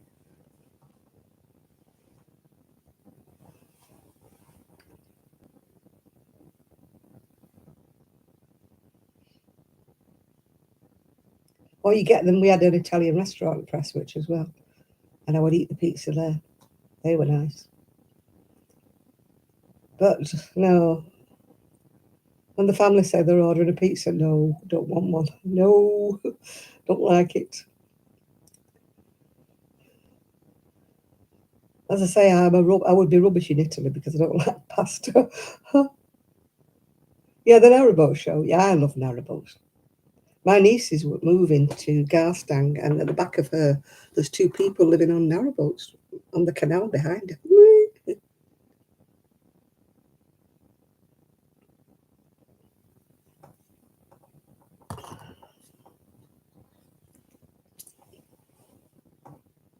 I would be all right on a narrowboat if somebody else was doing the steering. Otherwise, I'd be crashing into every bank that I came to. Yeah. Well, where Trevor has his boat, there's a bread canal barge. There's one that sells cheese.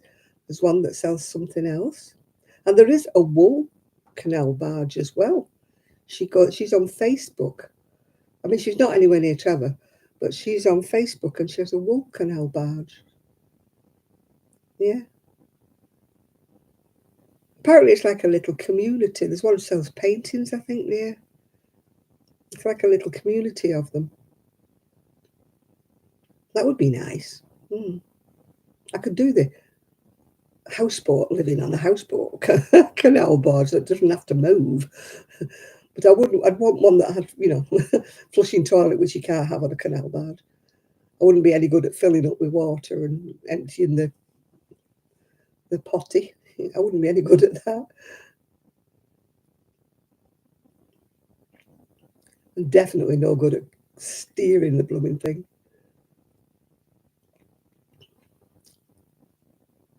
I'd have it in the bank, I'd have it aground, I'd have it anywhere but where it's supposed to be. And if I come to a lock, that would be disastrous if I had to do a lock and turn the handle for the lock gates. I'd never do that.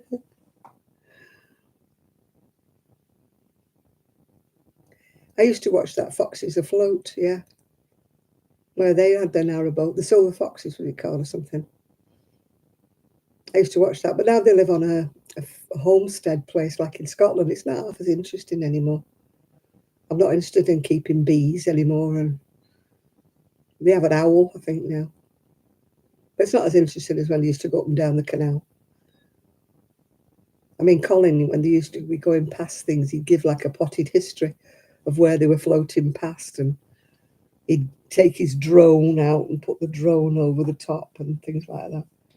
It's not half as interesting now. He's stuck on a, I don't know, it's a farmstead or what the heck it is. I don't find it as interesting. I don't watch them the same.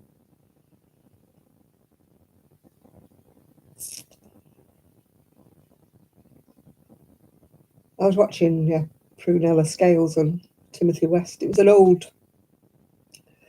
set of TV programs, because sadly she has dementia now, Prunella Scales. But when, they used to go on the canal, I used to watch that. And I used to watch Rob Cummins. He's a friend of Trevor's. He has this really tatty barge, really, really scruffy barge, but he goes up and down.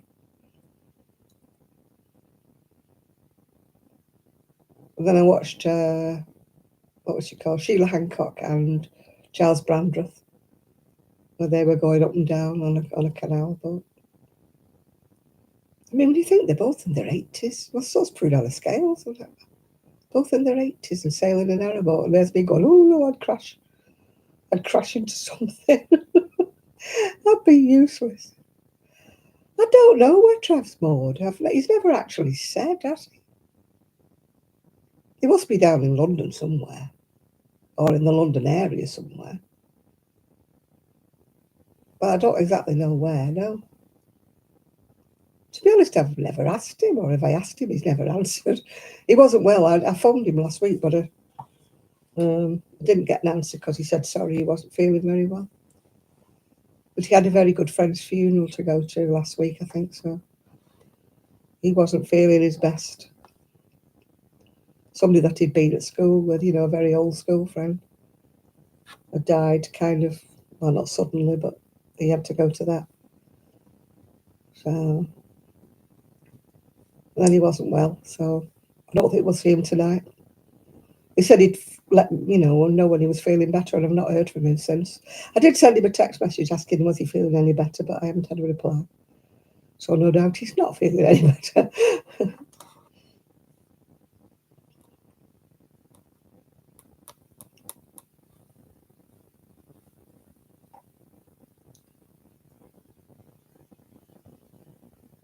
He'll pop up again, no doubt. He will pop up again when he's ready.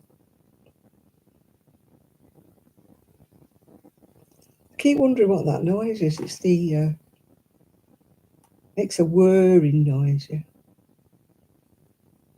I did watch an odd one of Mortimer and Whitehouse. I did watch that other programme, was it? That wasn't Mortimer, when he went in that camper van with his wife. Who was that? I can't think. Him and his wife in the motorhome.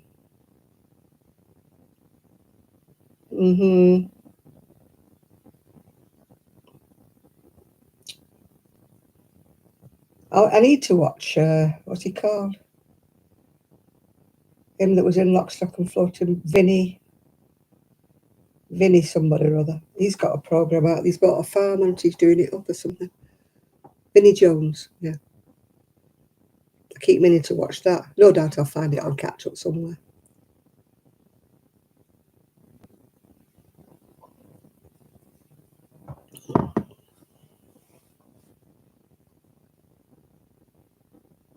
I have watched that other one who goes fishing. Oh,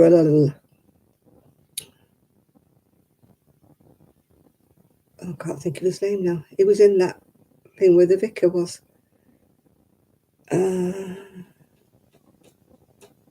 He played the policeman in the vicar thing.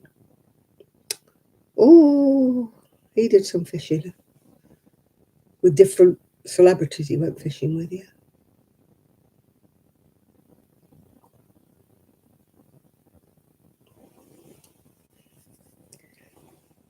Watch a lot of different things like that, rather than reality shows. Can't think of his name now. He's been in lots of things on the telly. I can see his face, I can see him, and I can see him. It was that church thing, not the Vicar of Dibley. No, not the Reverend Cole. Hi, John.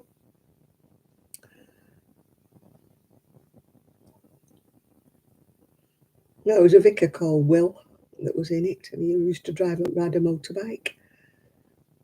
And he was always solving murders and mysteries with his policeman friend.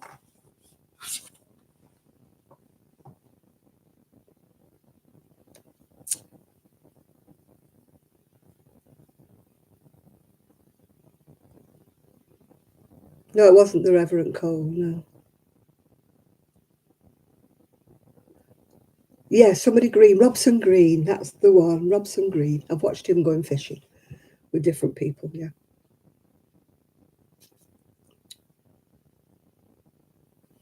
He's been in a load of things, hasn't he? Load of things on the telly, Robson Green.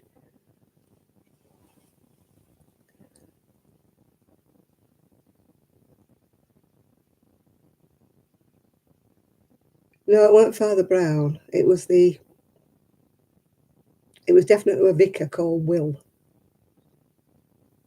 Mm-hmm.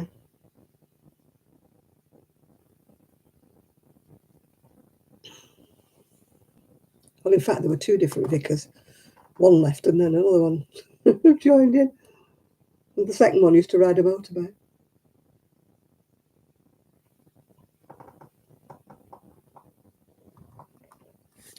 Did they put you out for wrist surgery? No, they don't. Yeah, you get an injection in your wrist. Oh, that is painful. Yeah, Robson Green, yeah. Grantchester, that's the one. Grantchester's what I'm thinking of. With the dishy vicar. I've never in my life ever seen a dishy vicar.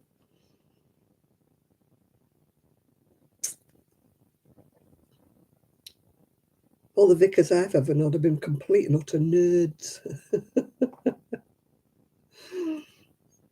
I've never seen a dishy vicar yet. Yeah, Soldier, that's the one.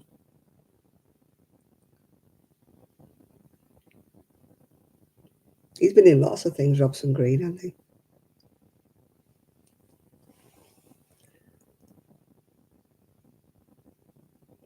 When they used to make decent programmes on the telly.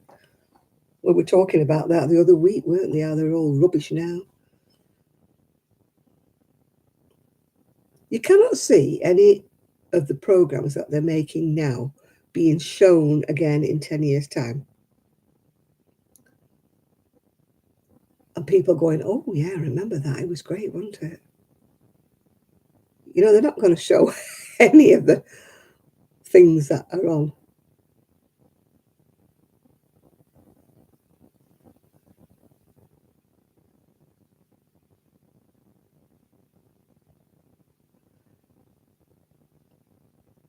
Yeah, it is great, isn't it, that? Yeah, I had to do that. Squeeze. The worst of those ones with the pump top. Have you ever tried doing that with your bad hand? You have to do it with your good hand onto the wrong hand and then scoop it off that hand onto the other hand. I had to do that, Chris.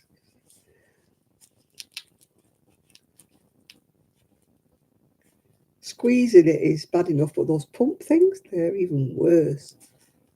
Yeah. I need to take this off now. I need to give my hand a break. Actually, I've had it on for too long. It's healing all right, but it's still sore. And I've still got a numb thumb. A numb thumb. All my finger ends are like prunes because there's no circulation. It's red hot, that bit there. Notice, you can tell the hand I don't use, nails. The hand I do use, no nails. Yeah, Robson and Jerome. Yeah, I wonder what happened to Jerome. You never hear of him, do you? Oh, you're running out to get some errands. Right, okay, bye, Lydia.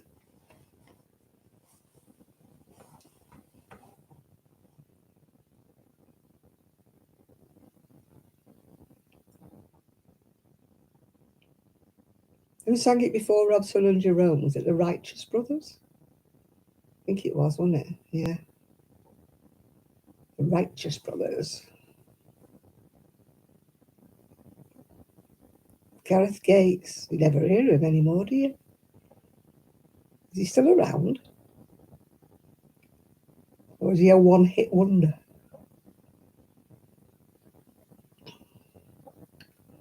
A bit like Jedward, isn't it? You never hear of them anymore.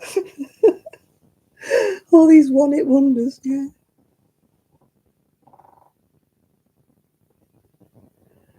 Yeah. Your son sent you a video of a pub singer. Asked you to go round. He's probably stopped singing by the time you get round there, Munchkin. He'll have hung his pint glass up and gone home by the time you get there.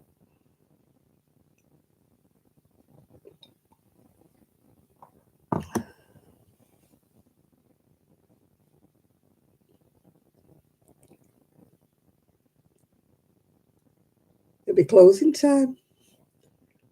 It's 11 o'clock. They'll be calling last orders. He'll have gone home, the pub singer.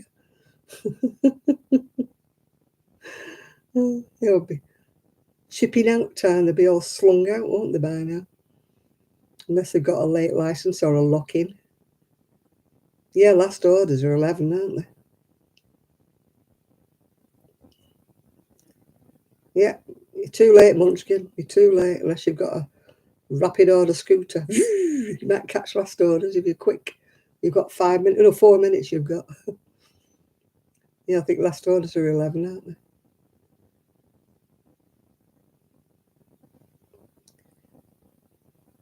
Ding, ding. My hair's gone weird. It needs colouring again.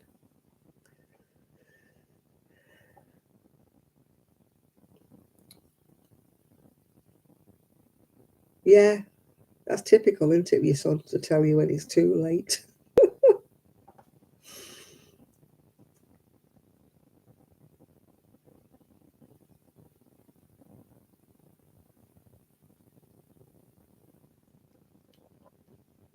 I watch things like from Andy Capp that comes on Facebook. They put like a little strip of Andy Capp, and they have this like singer thing that comes on his cartoons called Guitar Bob.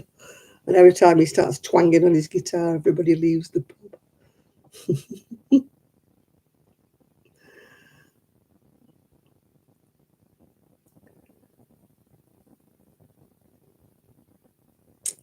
I like Andy Capp. Reminds me of my father-in-law. My late father-in-law, I think they modelled Andy Capp on him.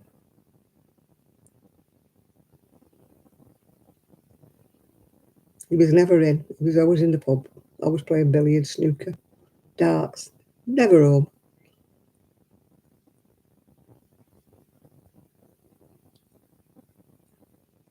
My mother-in-law sat there on her own. No wonder she went quite a bit strange. He used to come in from work and then go straight out again. Have his tea and go straight out.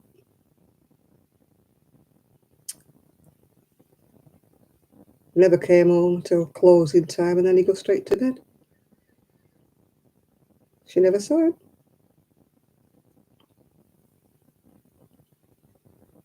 Typical man. Well, northern man. The old school northern man. Worked all day, came in.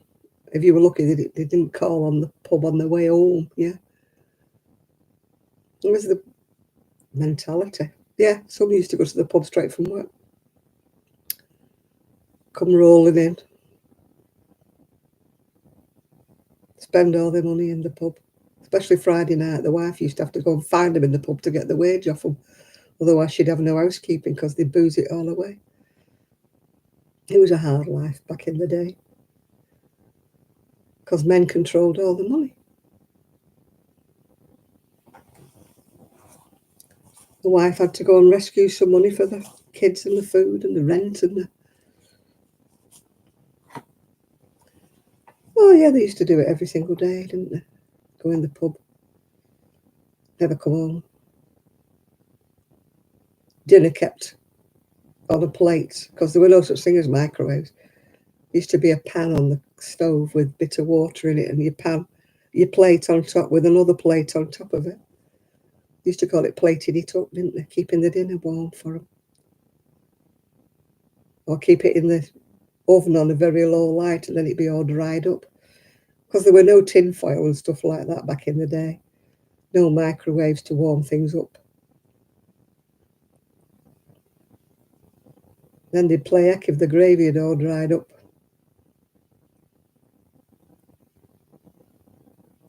It was hard. Our grandmas had a hard time of it. I was lucky, really. My granddad didn't drink. Or if he did, he had what they call a gill. I think it's about a half pint. He used to get it in a jug. My grandma used to risk life and limb with this jug going across the road while he was eating his dinner to get him a gill. Come back with it in a jug. I think it was about a half pint. That's what my granddad used to have. He didn't go in the pub. I'm not saying he never went in the pub, but he didn't go in the pub on his way home from work. I don't think the other granddad did either. I was lucky in that respect, really, I suppose. My dad hardly ever drank. He wasn't a drinker at all. He'd have an odd whiskey, but he wasn't a beer drinker. You know, very, very occasionally he'd go in the pub. Knitting club was fine. There wasn't many of us, actually. There was only about 6 of us. Some were on holiday. Some hadn't turned up. It was quite sparse, actually. Yeah, I never went for the off licence for beer because my dad didn't really drink. It was only when I was a teenager, really. You know, we had a little bit more money and he started to have a little drop of whiskey. And it would be a little drop of whiskey. We used to call it the off-door or the outdoor, yeah. The off-door licence or the outdoor licence, yeah. There was one on every corner, wasn't there? When I lived in Prestwich, there was 2 in the side streets near me. They used to open till about 10 o'clock. That was long before supermarkets used to stay open. There was no Tesco back in the day.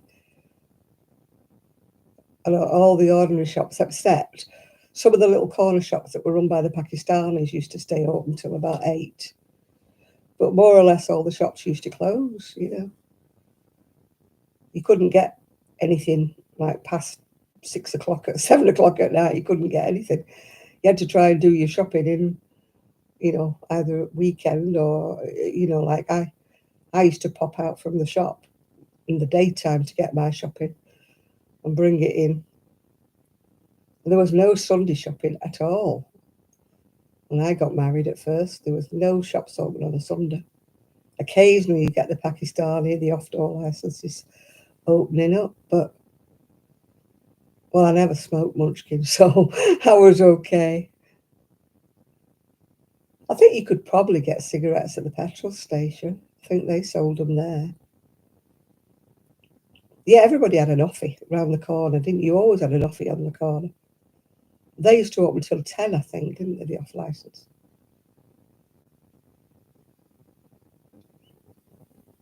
But they didn't really sell a lot of food. You could get odd tin stuff in the offie, but mostly it was just sweets or chocolates or pop, yeah, and beer.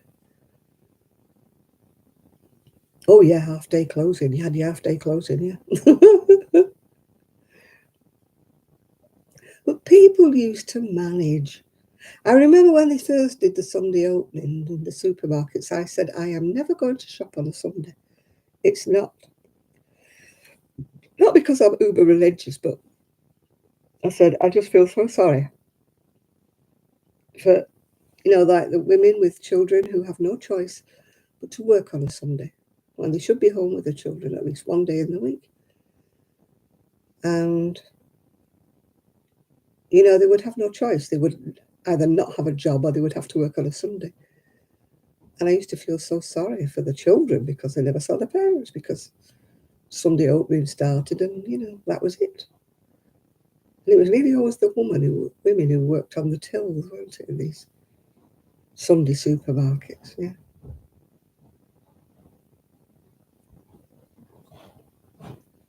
Oh well, I worked in a little. I didn't work. I lived in a little village called Royton, and they used to have Oldham Wakes Week, and all the shops would close for a whole week. A whole week. And we don't forget, people didn't have freezers back in the day. They would all close. You couldn't get anything. You had to have what you had in the house. Obviously, you would buy your potatoes and your carrots and your onions and stuff. But bread, you couldn't get a fresh bread. You couldn't get anything. No fresh meat, no anything. There was no fridges. Nobody had a fridge. But most people used to go away. The whole place would be like deserted. Where are you going for your holidays? Where are you going? You go to places like Blackpool, and the whole of Royton would be in Blackpool. It was like you took your neighbours with you.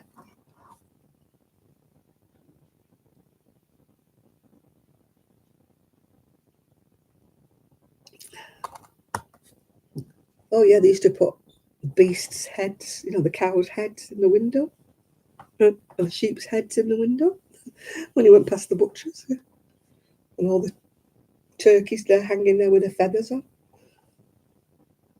Enough to make you vegetarian, wasn't it? Yeah. What was it called? Oldham Wakes. Don't ask me why it's called a Wakes. Wakes. Wakes Week. And everywhere used to close down for the whole week. Mills used to close, everybody, because they used to save up in what they used to call the Wakes Club. Everybody would put a few shillings a week away in the Wakes Club.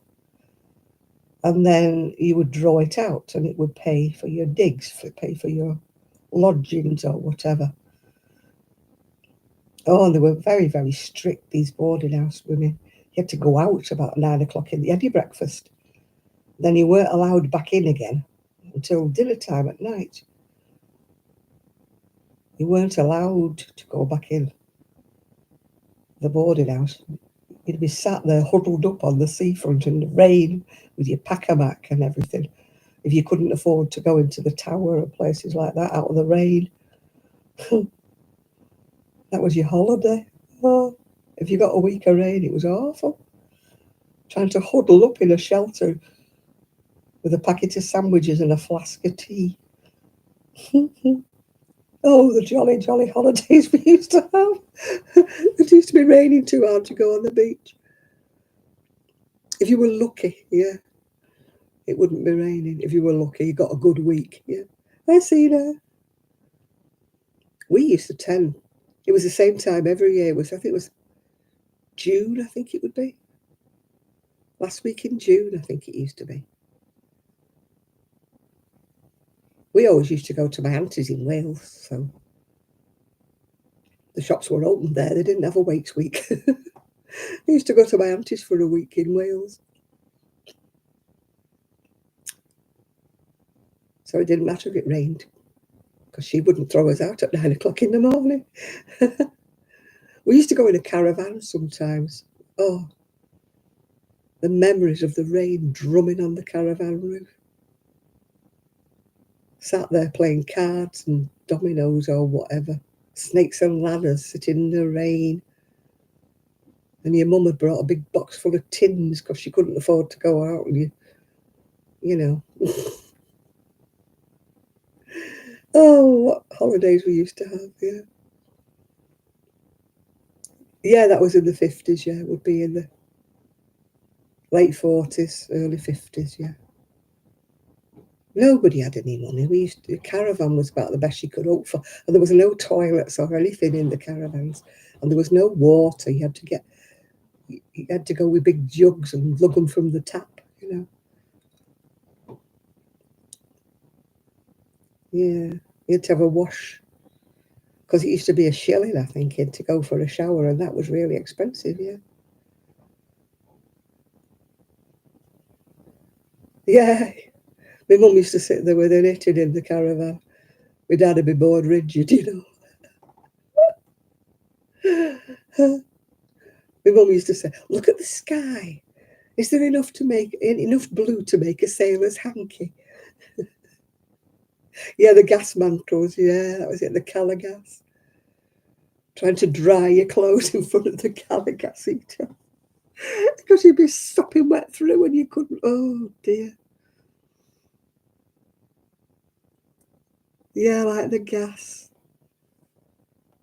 Yeah, there was always a gas fire, and the bed used to pull down from the wall, didn't it? But like a Murphy bed, yeah. They were so tiny, these caravans. And there'd be families, you know, like 2, 3 kids and mum and dad, and this Murphy bed used to pull down. You were all in bed for about 8 o'clock because there was nothing to do. There was no telly. If you were lucky, there was a radio, yeah. If you took your transistor with you, you know, you're tuning it in to try and find a bit of music. Yeah, and woe betide if you broke the mantle, because they were like very fragile, weren't they? These little mantles, like knitted things they were. You had to go to the shop on the campsite to buy a new mantle, yeah. You had to buy one if you broke it. They wouldn't give you one. You had to buy the colour gas if it ran out. Oh. We used to think, oh, wonderful, we're going on holiday. We once went in a caravan and it had fleas. I was bit all over with these bloody fleas. My mum were played deck and the owner said, oh, they must have had a dog in. They're not allowed to have pets in the caravan, but they must have had a dog in. There was fleas jumping around on my bed. Bit me all over.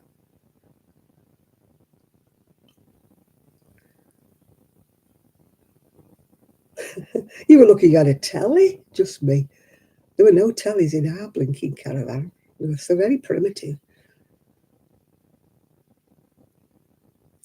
Yeah, you had to take your board game with you, like Snakes and Ladders or pack of cards. Everybody had dominoes, yeah. Because if you had kids, you had to stop in, you know. There was no going out, you know. Sometimes there'd be a bit of a campsite, pub thing on the campsite if you were lucky. And then the dads would go for a pint and leave the mum with the kids, yeah. Oh, they were joyful, weren't they? Do you remember going to get the water with a bucket thing? No toilets on board, you know, no toilet. If you needed a wee, you had a wee in a bucket, didn't you, know?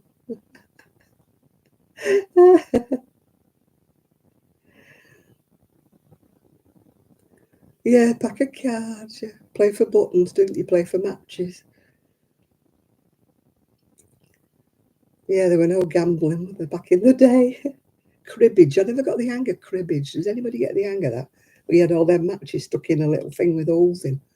Never got the hang of cribbage.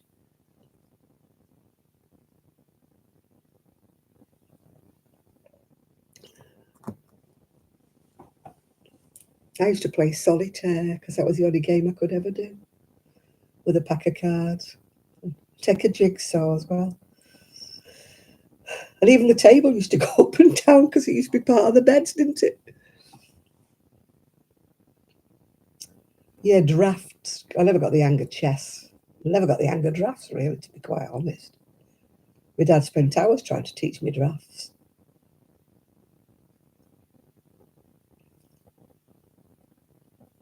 And then he'd say, I want to wee. And you'd have to put your mac on and your welly boots and your umbrella and go to find the toilet block. Oh, dear. Pepsi Max Mango. I've never had it, no.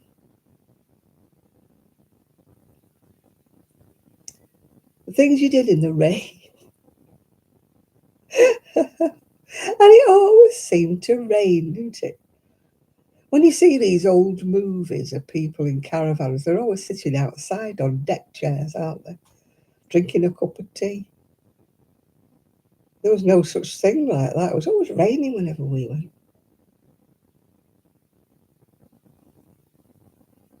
I used to take books because I was a bit of a bookworm. But I was such an avid bookworm and I've read me 2 books or whatever it was. because you hadn't got much room in the car to take a load of stuff, because we had a tiny little car, little Aston 7. The time you'd put your suitcases in and everything like that. Yeah. You used to have to take your own bed in, didn't you remember? Take your own sheets, yeah. They didn't provide sheets, yeah. Take your own sheets with you. So by the time we'd packed the car up with suitcases, we only had a little Aston 7. And it didn't have any room in the boot. So I was sat in the back, sat on all these suitcases and God knows what. No such thing as seatbelts. It's a wonder I didn't ricochet. My head was nearly touching the blooming top of the car because I was sat on everything. You know. But it was your holiday, wasn't it? I don't think we ever went to the hotel. We either went to my auntie's in Wales or we went in a caravan. We never went far. Yeah, we never. Oh, yeah, they were only little 4-berth caravans. They were tiny. As I say, there were no toilets in them, no anything. You used to have a strip wash, or I think it was a shilling. You had to go to the showers, and the toilet block could be to the end of the campsite. It was really primitive. Showers were never warm or anything. It was like more like army barracks. When you went for a shower, you didn't want to go. My mum wouldn't pay a shilling for us kids. We used to have a wash, standing in a bowl. She'd boil a kettle, like, flannel wash us down, stood in a bowl. Mm. Hey, good old days, good fun. Kids today don't know they're born. They want Wi-Fi, they want everything done. I never went camping. That's one thing I never did. Never went. I went once under canvas when I was engaged to my ex-husband, and it poured down and the tent leaked, and I was so cold. I was in bed with my clothes on, with a bobby hat on, and I was absolutely freezing in my sleeping bag. I have never been so cold, well, apart from in here. And I said to him then, there's no way I'm ever camping again. Yeah. Hi, Denise. Yeah, no, I never went. Oh, under canvas. No. How people go camping, I do not know. No. Not for me. Not even glamping.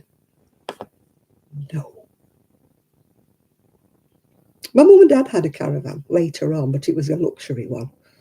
It had a proper bedroom and a proper bed and a shower and a toilet linked to the mains. You love tent? Oh God, you must live somewhere warm then, if you like tent camping, Diane. My idea of hell under canvas. Nope. Not in the UK. Never in the UK. I think that's why I never went to any festivals and things like that when I was younger. Listen, our summers are not much better than our winters, Diane, yeah? You could never guarantee the weather. You can guarantee if I was to go camping, it would rain. And there is nothing worse than a tent in the rain. Nothing worse. Especially when you have to go a few blocks down the road to get to the toilet, yeah?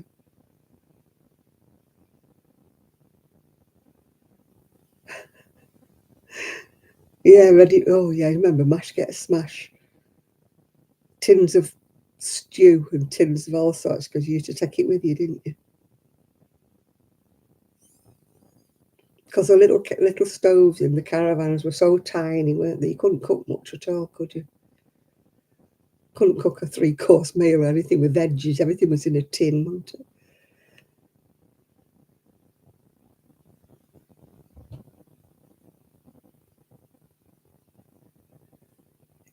July in 2016. The last time I went in a caravan would be with my son. Would have been a teenager, and now he's 55 now, so you can tell how long ago it was. Probably about 40 years since I last went in a caravan. And it was a luxury caravan. It was my mum and dad's, yeah. With a separate bedroom and, toilet and everything.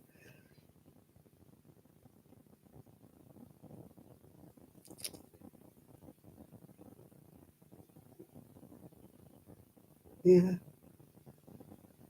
If the weather's lovely, it's lovely in a caravan. If the weather's lovely, but how many times can you say that? We went to Tenby once when I was a teenager with my friend's mum and dad, and it was glorious weather. Glorious. It was lovely. We had a beautiful week down in Tenby. We were on the beach every day. The sun was shining. It was gorgeous. Then you think, that's not bad. Camping's not bad. I mean, we had a mile blooming hike up as caravan sites are never anywhere near anywhere, are they? Oh, I haven't been to Tenby for years and years and years. We did call at Tenby one time when my son was quite small. There's not a lot there. It's not a place that's got a thriving metropolis, for shops and stuff. It's not very, it's very quiet, Tenby. But when the weather's lovely, it's beautiful,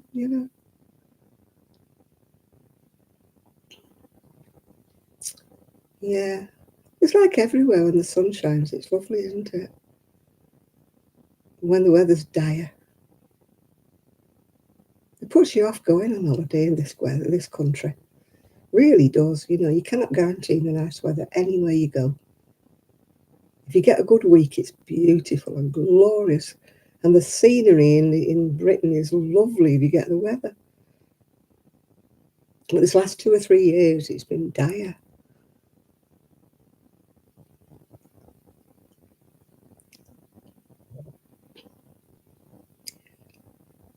I like St Ives.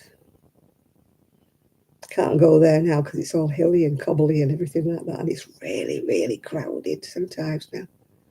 But when I used to go, it was very artistic. There was lots of artists, painters, and it was a great surfing haven. All surf lads and surf people. I used to love St Ives. I believe it's not the same now, like everywhere in it, yeah. And I would love to go to Brighton. That's on my bucket list, going to Brighton. I've not been. Not even been through it. I've not even been anywhere near Brighton. I've been to the Isle of Wight once, yeah. Many, many moons ago. It's supposed to be the warmest place in the UK, is the Isle of Wight. Has the most sunshine in all of the UK, the Isle of Wight. Because I googled it the other day just out of interest, which is the warmest place in the UK. And it was the Isle of Wight. Next to it was Bournemouth, which I've been to. That's nice as well, Bournemouth. Torquay is nice, but it's very older people-y.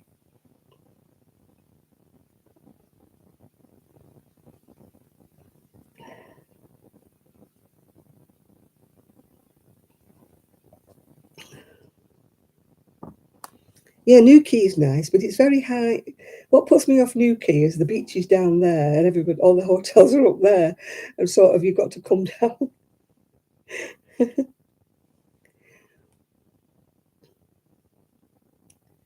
Yeah, Bournemouth is nice, very nice. Apart from one year when we had terrible weather for 2 or 3 days and the whole of the centre of Bournemouth was flooded. That garden that's in the middle of Bournemouth was underwater. And we went to see Lulu, I can remember. We had to go wade through all this water in our Wellingtons to go to see Lulu because the taxi wouldn't go down into the town because it was flooded. And the goldfish were swimming on the paths.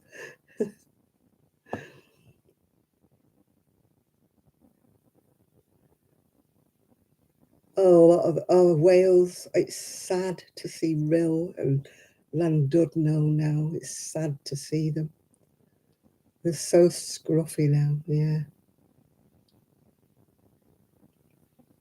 When was that? Oh, God, our Ian would have been, oh, must be about 40 years ago when it was flooded in the centre of Bournemouth, yeah. You couldn't buy a waterproof jacket of any description or an umbrella in the whole of Bournemouth because they'd all sold out everywhere. And we got so wet. As I say, the town centre was flooded. We went to see Lulu. In Torquay, we went to see Susan Morn. That's going back a bit. I bet you've never heard of her, have you? Hmm. But, yeah, gone are the days, yeah. Portobello. I always think of Portobello Market. Kathy Kirby. Oh, God, yeah, I remember her. Sad she died quite young, didn't she?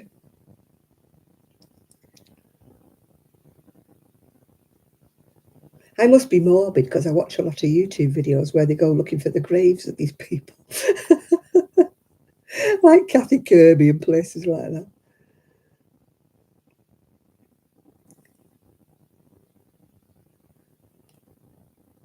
The other week I was watching, it was Bernard Breslau. They were looking for his grave. He died quite young, actually, Bernard Breslau. He was only about 59, I think.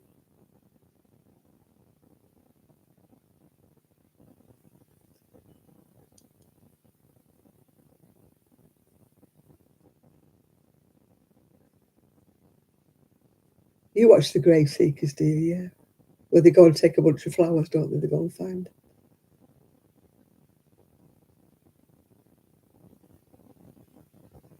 Yeah, Kathy Kirby with the blonde hair. Yeah, one of the grave seekers was Alma Cogan, if you remember her. She used to wear such beautiful dresses, big, fluffy dresses.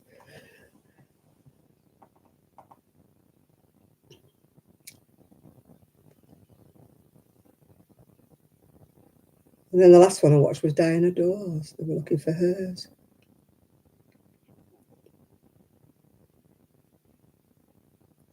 There's a big mural on the wall in Prestwich of Victoria Wood.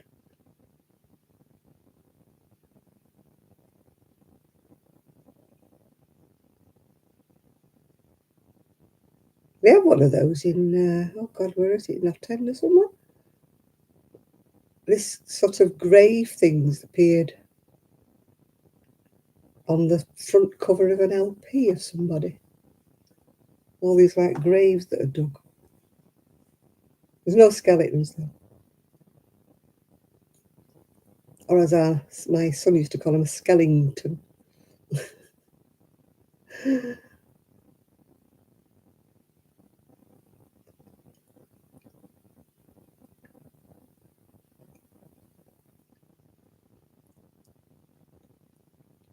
Can't think where it is. It's either Morecambe or it's Not End, where you go on a walk and you see all these, where the graves are. No skeletons, just the graves.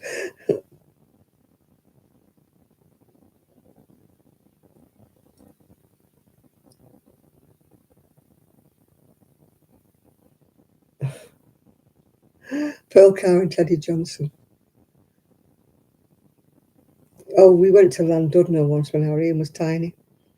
And it was, what's she called? Something, and Webster Booth, something we were singing. And they were as old as the hills back then. Somebody in Webster Booth. And it was like an open air theatre thing with deck chairs. And you sat in these deck chairs and they came on singing. Is it Anne Ziegler and Webster Booth? They were a bit like Pearl Carr and Teddy Johnson. Very elderly they were. And all these old dears in deck chairs, you know. Looked like an old folks outing, yeah. I met Frankie Vaughan, actually. I was waiting when I had a car, and I was waiting for my ex-husband. And he came to a boys' club round the corner from where I was parked. And he actually walked right past me. And he was so either suntanned or made up. And he is tiny, right? He was tiny. But he had this absolutely brown, I don't know whether it was makeup or what, face, black hair, dressed in a suit. And I thought, oh my God, it's Frankie Vaughan. Yeah, he was very into these Jewish boys' clubs, he was. And where I'd parked was kind of outside one of these clubs, where I'd parked waiting for him. He was always late, so I was waiting here. And Frankie Vaughan walked past. Yeah. God, that was many, must have been 1966 or 7, something like that. Very slender, very tiny, well, tiny, slender bloke with his very, very brown face. I don't know whether he was a sunbed king or whether it was makeup. I couldn't tell you. I didn't get that close to him. I was sat in the car. But you know, when you sat there thinking, he looks familiar, you know. And then you think, oh, Frankie Vaughan. But he was well into, you know, these Jewish boys' clubs at the time, yeah. Joe Longthorne, yeah, I've not seen him in the flesh. He used to come to Blackpool a lot. Joe Longthorne.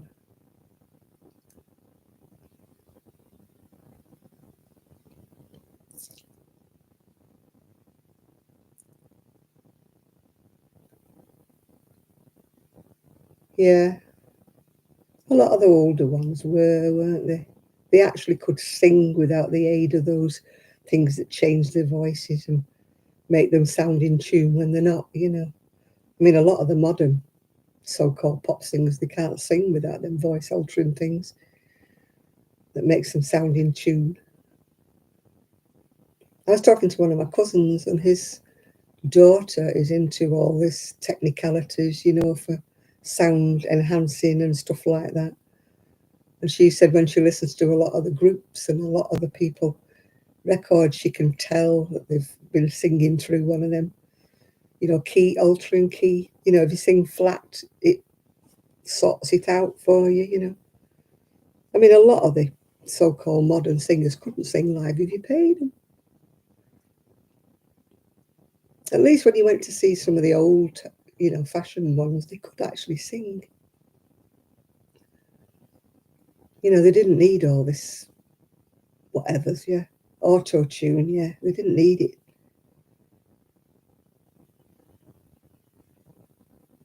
If you went to see them and they sang flat, you knew they sang flat, yeah, because they did. They sang flat. But yeah, a lot of the older ones were good at singing. I saw Neil Sedaka. He was brilliant live. So was, what do you call Luther Vandross? He was brilliant. I bet you won't be saying that about some of the modern ones nowadays, yeah?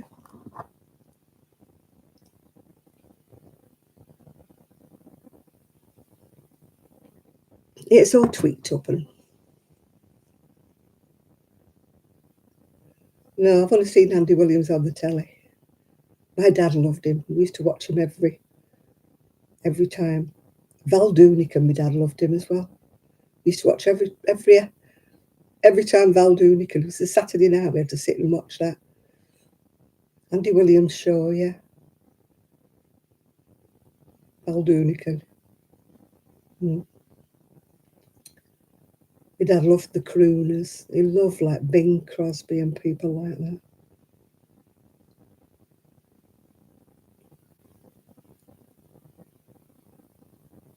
A lot of the comedians were good singers, but they just never did they?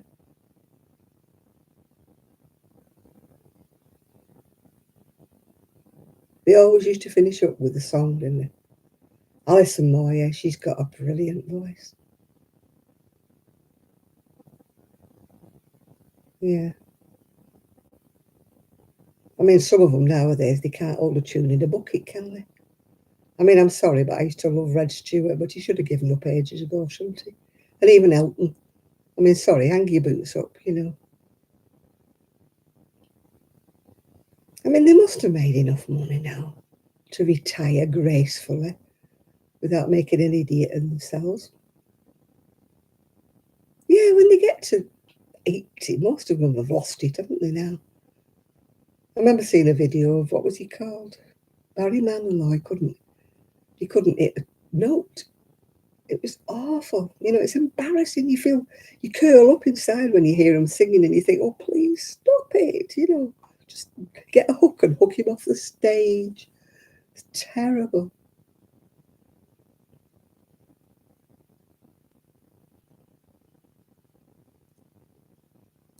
Yeah, it is, isn't it? Some of them. It's cringe. I mean, last time I saw Rod Stewart, I mean, I do like Rod Stewart and I like everything he's ever done. But the last time he was on telly, I was like cringing. I was like, please get him off. It's embarrassing.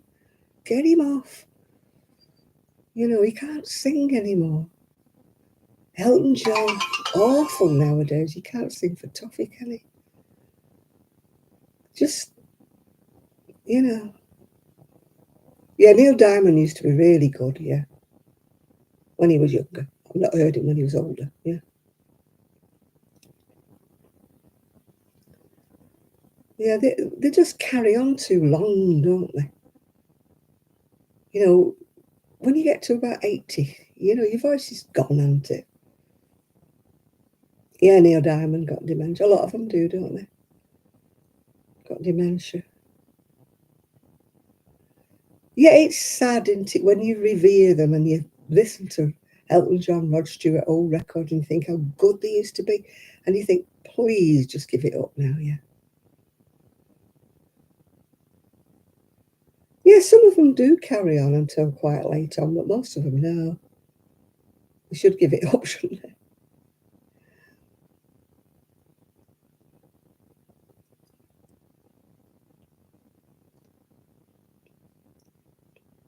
Yeah, it's just, oh, I don't know. It's sad. It's sad that they think they're still good.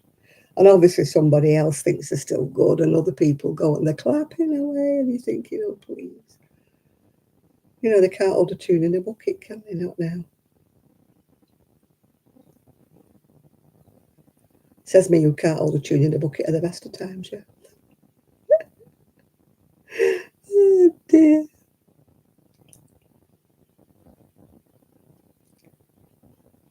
Yeah, I think 60 to 70. End of story, really.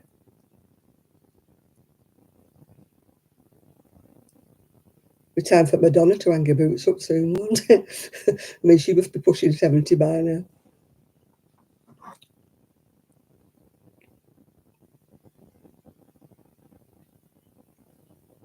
It always tickles me that, like, I'm 78.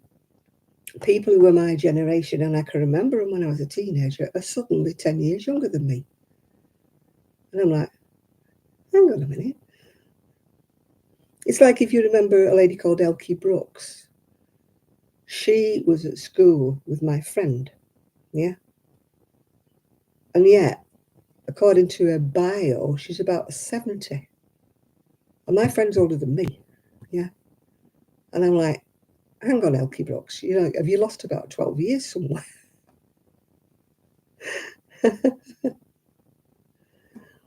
1958 in my dreams, Nathan. I still enjoy singing, but I can't. I've lost my voice. I know I have. I used to not be too bad, you know. How old is Madonna? She must be about 70 now. It's like Cher, isn't it? Cher's about 70 as well, isn't she? Sonny and Cher, they were around and about when I got married in 1968, yeah.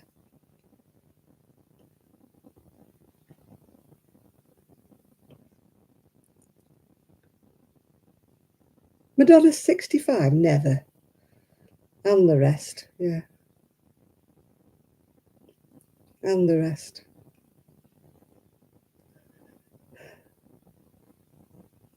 I mean, it's like John Collins. She's only sort of admitted her age as she's got in her 80s, hasn't she?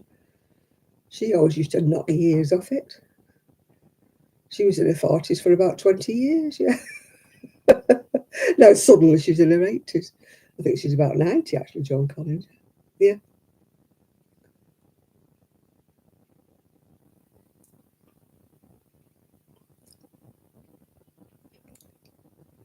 I mean, Sonny and Cher, I mean, they were around in about 1968.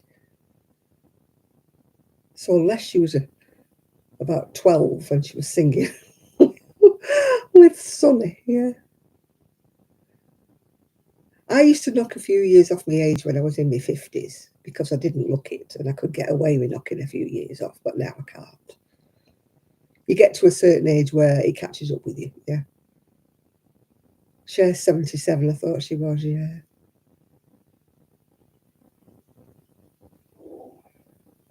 Yeah, Willie Nelson. Is he around still? I thought he died, Willie Nelson. I have a job remembering who's died and who hasn't, yeah.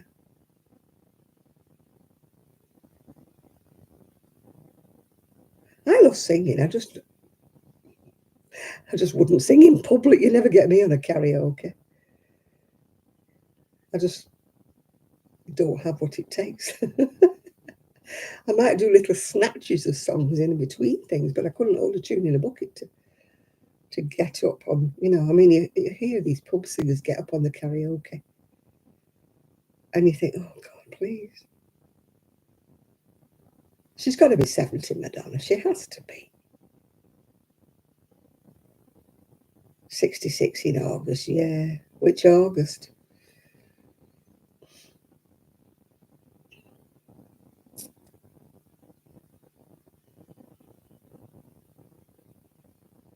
Just, I mean, she's running around with a bloke about 30, isn't she? Or is that Cher? Or is it Madonna?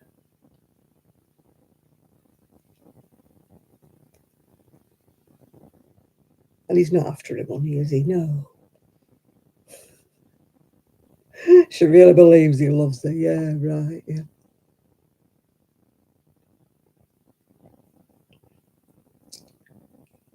Hmm.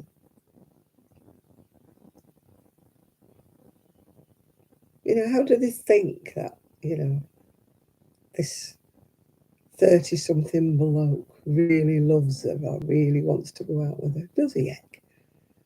If she wasn't Cher or she wasn't Madonna, if she was some old bid, she wouldn't see a 33-year-old man for dust, would she? It's like me having a toy boy in his 30s. I mean, come on, give over, leave it out. My idea of a toy boy is somebody in the late 60s now. Oh dear.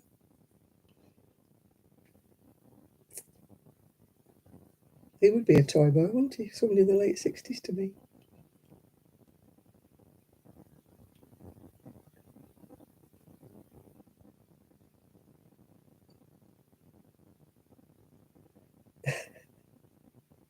My mobility, yeah.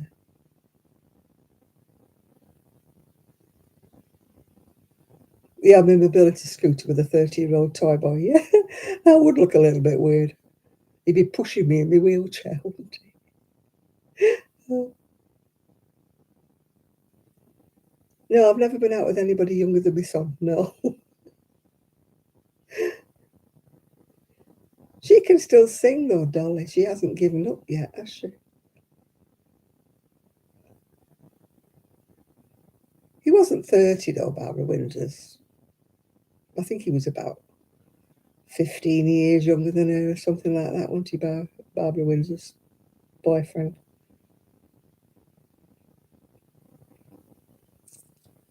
Hi, Jane.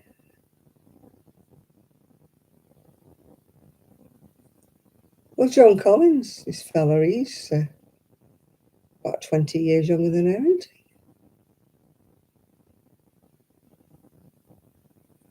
Yeah, she supports a lot of her family. I mean, she was one of quite a lot of kids, wasn't she?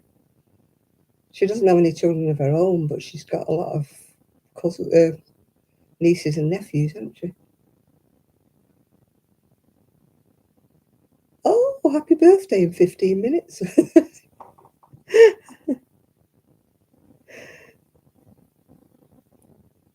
Yeah, it's my grandson pushing me around. Oh dear.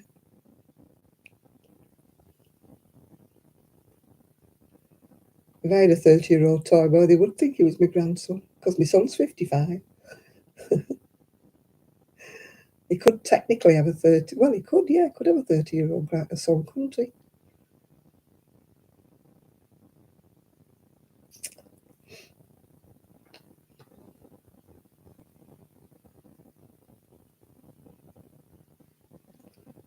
No, that's one thing I'm not looking for. Not looking for a toy boy. Not even looking for an old boy. Not looking for anything. Not looking for love, as they say.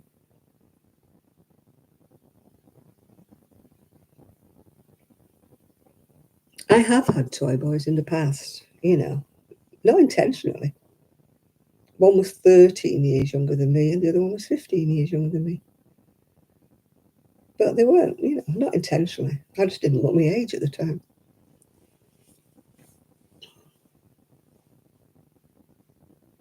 I think you get put in prison, Nathan, if you went out with a man younger than your sons. Don't think they'd be past the age of consent, would they? Or is it 16 these days? I don't know. I know it would seem immoral, wouldn't it, really, if you went out with somebody 16?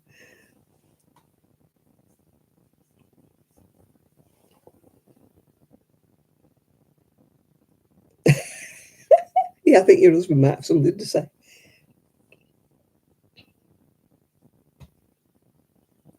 Only under 90. Oh, my God.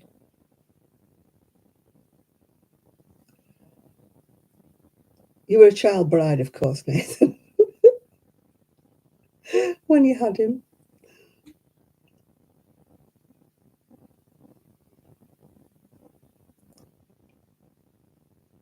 How old would I be if I didn't know when I was born? Well, I know what I'd like to be, but I know what I would get away with. I would say 10 years ago, I would get away with being 10 years younger, but not now.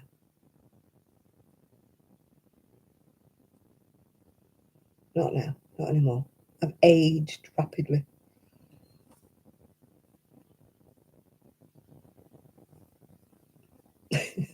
You're going to sing I Could Have Danced All Night. I don't know why your neighbours would be appreciative if you sing at top of your voice after midnight. Just me.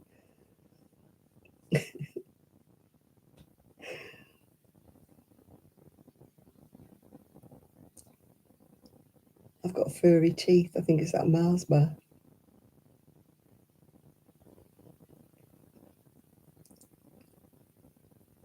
I don't in reality, Nathan. I don't close up. I do when I smile, because when I smile, I get rid of the wrinkly bits, yeah. But you can't go around going like that, otherwise I think you're an idiot, don't they? They'll probably use that as my thumbnail.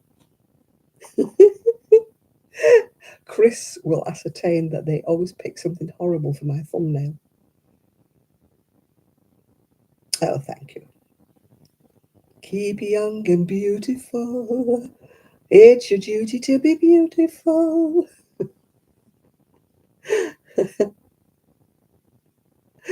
Oh dear. That used to be somebody used to do Keep Fit. Used to sing that, Keep Young and Beautiful.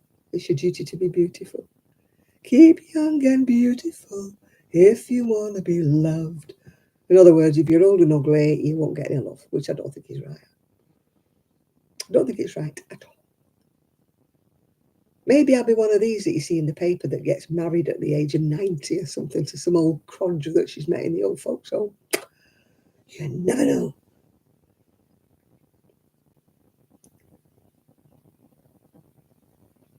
They'll be sitting holding hands in our wheelchairs.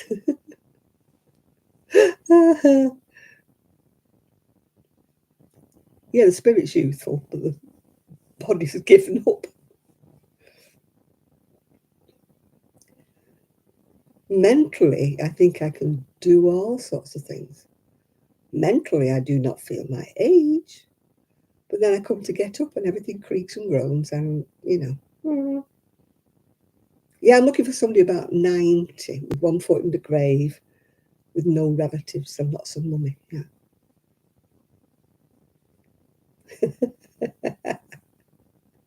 I can't remember who used to sing it. It was somebody who used to do Keep Fit, I think, that used to do it, Keep Young and Beautiful. But the way they say it is your duty to be beautiful. In other words, if you're foul looking, don't bother. It's amazing what they can do with makeup. If you went to a professional makeup person, you know, they did your makeup and they did your hair. I bet you look fantastic.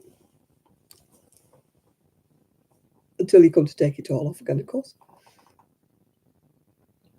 I used to think at one time, they used to do these beauty photos where you went and you paid a fortune and they made you up and they did your hair and they took your photo and you used to look fantastic. And I used to think, I would have loved to have one of those done just to keep for posterity. And everybody would think, did you used to look like that when you were younger? Oh,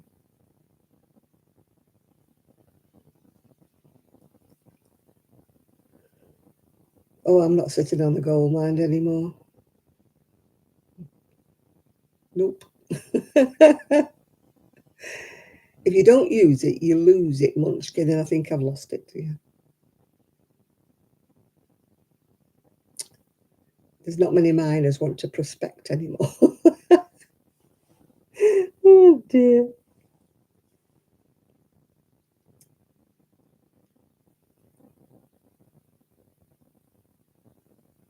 Yeah, they're not pretend. They just like use great filters, you know.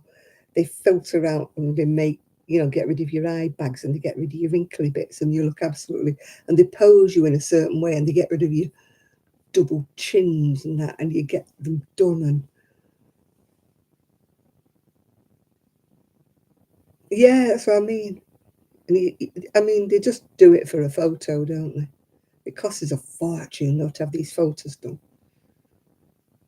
My cousin had one done, and she had it done like into a picture, you know, on the wall. It looked like it was a painting, but it wasn't. Yeah. And she brought it in to show it my dad, and she said, "What do you think of this, Uncle John?" And he said, "Who is it?" She said, "It's me." He said, "Oh, well, I'd never known." It's like these aging actresses who advertise this face cream, your rosy glow and all that. I got a pot of that like rosy glow stuff. Honest to God, rosy glow isn't in it. You look pink. I look like I've got pink all over my face. I had to do it half with face cream, ordinary white face cream, and half this pink stuff. And even then, I looked as though I was blushing. I think it's, who is it who advertises it? And she goes, "It's my rosy glow." I think it's Jane Fonda or something. Yeah, you might as well just put a dab of blusher in your face cream and mix it up. Pink glow my backside, yeah. It's your rosy glow. No, it's not. It's bright pink. It looks ridiculous. Oh, they have all these filters, don't they? They put gauze over the lenses of the cameras and stuff like that to make them look beautiful, don't they? Fade all the wrinkles off. You know, if I used a filter or something, you can make yourself look glamorous.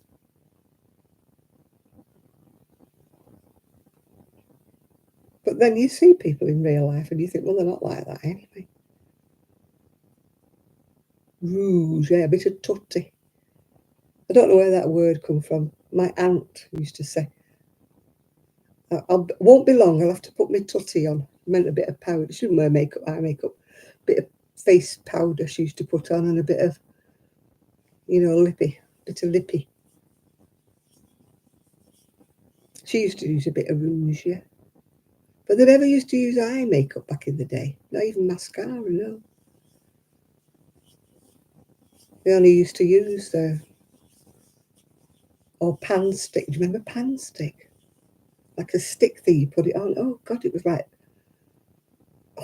stage makeup.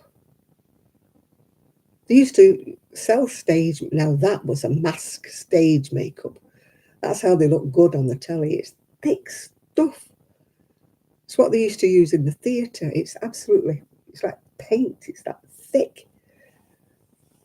You don't smile, you'd crack,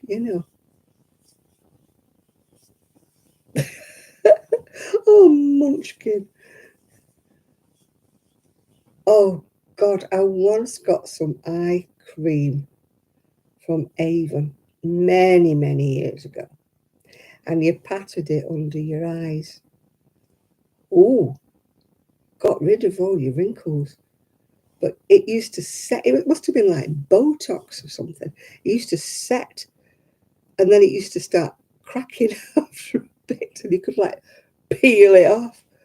It was great if you were going out for the night, though. You put it on, and it was like 10 minutes, and it used to set, and it got rid of all the bags under your eyes. It was great stuff. God knows what was in it. Probably something highly illegal and toxic, but you couldn't use it every day. It was meant to just for like an evening out, It used to crack after a few hours, and you could like peel it off with your fingernails. I forget what it was called. It was Avon. Needless to say, they don't do it now.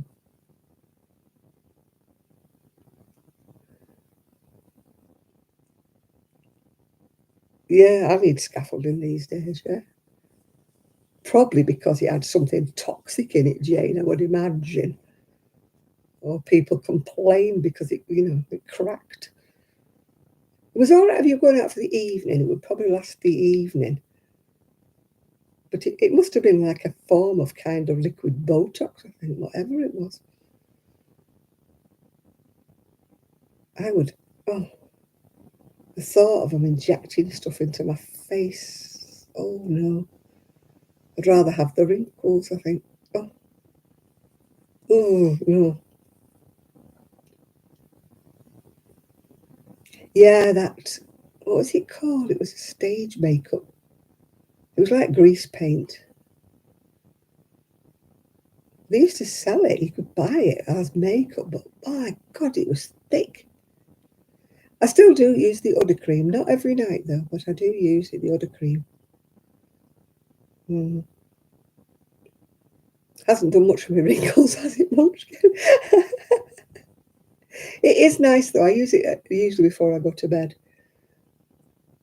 I put a layer on. I always go to bed with face cream on. Doesn't do me any good, but I always try. You never know. I might look worse if I didn't do the face cream before I went to bed, yeah. No, I can't use Vaseline, yeah. I don't know why I can't use Vaseline. I can't, yeah. Yeah, I've never fancied anything. It isn't a question of the money. If I had all the money in the world, I don't think I'd want to Botox my face. I used to think I might like a little facelift. Just a little one, just to get rid of what they call laughter lines, or as they say, nothing's that funny. Yeah. If I could get rid of those and look how much younger you look if you get rid of that. It takes 10 years off you, doesn't it? Then you go like that and it all sags back again. It's all to do with getting older, and your face loses its what they call fat pads. A lot of these Hollywood stars are having fat injections in their face. They look like chipmunks now. You do. You lose all the sort of the youthful whatever it is in your face when you get older. Yes, what does it do to you in the long run, though, Botox? That's what worries me is, you're injecting stuff, aren't you? I mean, look how many people have died going to Turkey for bottom lifts and boob jobs and, what they call it, that fat thing where they take fat off your tummy and that. How many people have died going to Turkey? Bad enough having it done in the UK or the US, wherever you are, under legitimate hygienic circumstances. But why would you go like to Mexico or Turkey or wherever? I wouldn't even want to go to Turkey for my teeth, even though they're...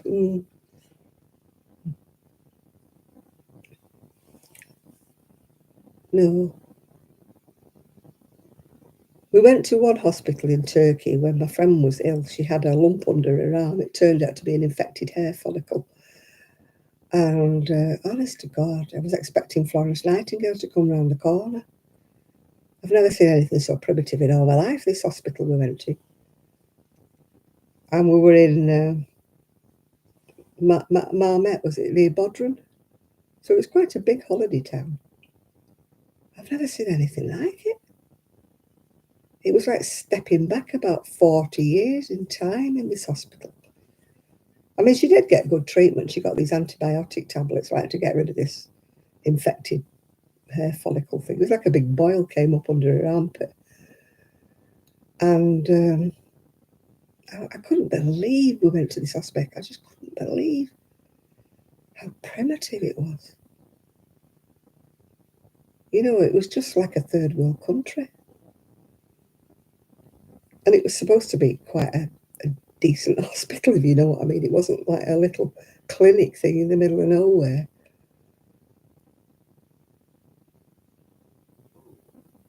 Yeah, she was having something done once, you know. Something happened to her. She'd had so much plastic surgery. I mean, they're addicted to it, some people, aren't they? I mean, like Katie Price is addicted to it by the look of it, isn't she? All this lifting and shifting and stuff she has done. You know, they don't look as good. I'd rather see a woman with wrinkles than see one that looks so fake. You know, it's just, oh.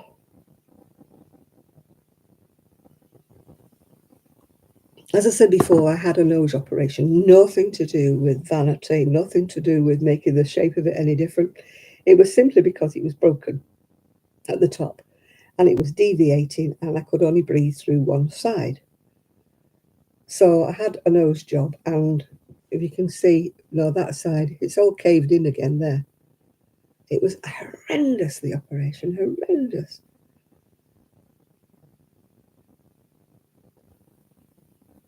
Oh, you'd have seen the state of these trolleys in this Turkish hospital, honest to God. They just look like something out of World War One. You know, when you see these dramas when the hospital set with Florence Nightingale, it just looked like that.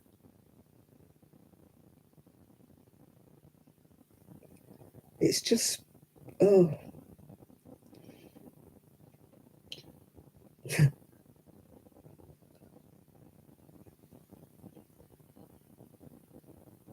No, no. I wouldn't like to be taken ill in Turkey, let's just say.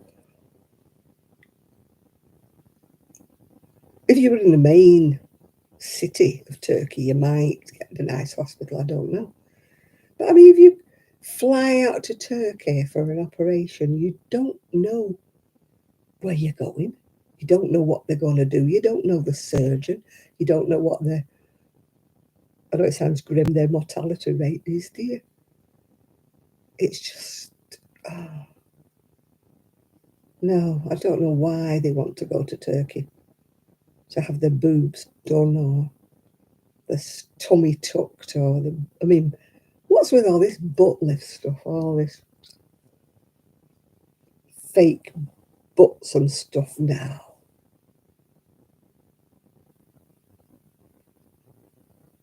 Yeah, it is cheaper, but cheaper's not always the best. I would want to have the finest. If I was having any work done, if, I won't, but if, I would want to know the surgeon. I would want to know his history. I would want to know who he'd operated on. I would like to see his work. You know, I would like to see the operating thing, you know, how many stars he's got or whatever on TripAdvisor, you know. I wouldn't want to go to Turkey even though it was cheaper when you don't know who the surgeon is, you don't know what the reputation is or whatever.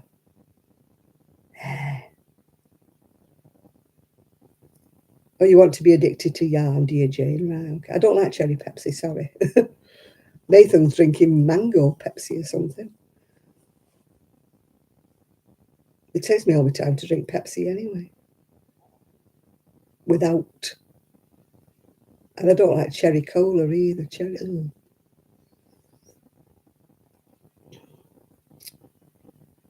Well, it's getting late. It's getting to the witchy now. It's time for this little girl to take herself off and warm her heat pads. Take off her jacket and one of her layers. Considering going in bed in my leggings. Shall I take my leggings off or shall I carry on wearing them in bed?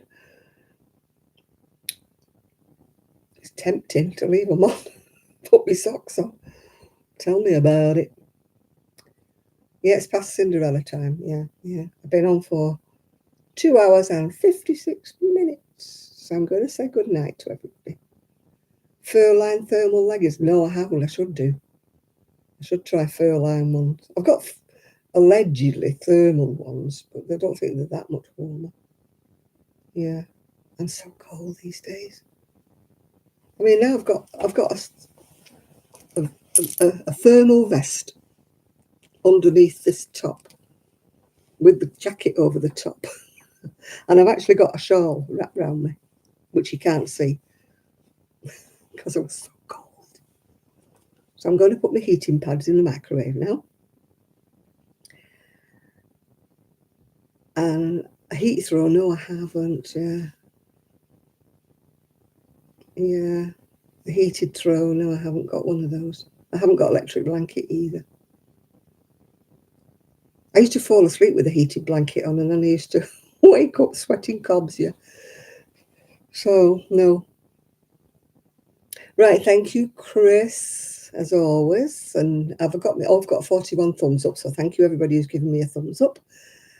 And hopefully, I think I've sorted out one of the cameras. So I think I might be able to actually make a video after 3 weeks of not making one. I made them, but I couldn't upload them. They just kept saying corrupted file. Corrupted file sounds very what's it, doesn't it? And nobody could find out why it was corrupted. I even got a new SD card thinking it was that. Anyway, I've managed to get one of my cameras to kind of upload through one of these gizmos. One of those. You plug it in there, don't you? SD card. Hopefully you might get a video where I'm showing you that book, which does look quite a nice book. It was £12 something off Amazon. It's called Filet Crochet to Wear by Lauren Willis. You can see it, Lauren Willis. And it's got filet crochet. And it's done in US terms, but most of them are done in double knitting, which is rather nice. You get the odd one in an Aran, yeah. And that's done in double. I think that's the one on the front cover, isn't it? No, it isn't. That's a nice one, isn't it? Anyway, I will show you what's in the book if I can get my camera to work and upload. So I will say good night for now. And I will see you very, very soon, hopefully with a video. Ethan said to me, "Any video, please?" I thought, well, it's not my fault. Well, not my fault, it's my camera. Oh, we've had no shad tonight. I've just decided I've got my necklace on and nobody said, "What's your necklace?" Have they? Don't know where shad is. So, bye for now. Thank you all for your company and I will see you all very soon. Bye now.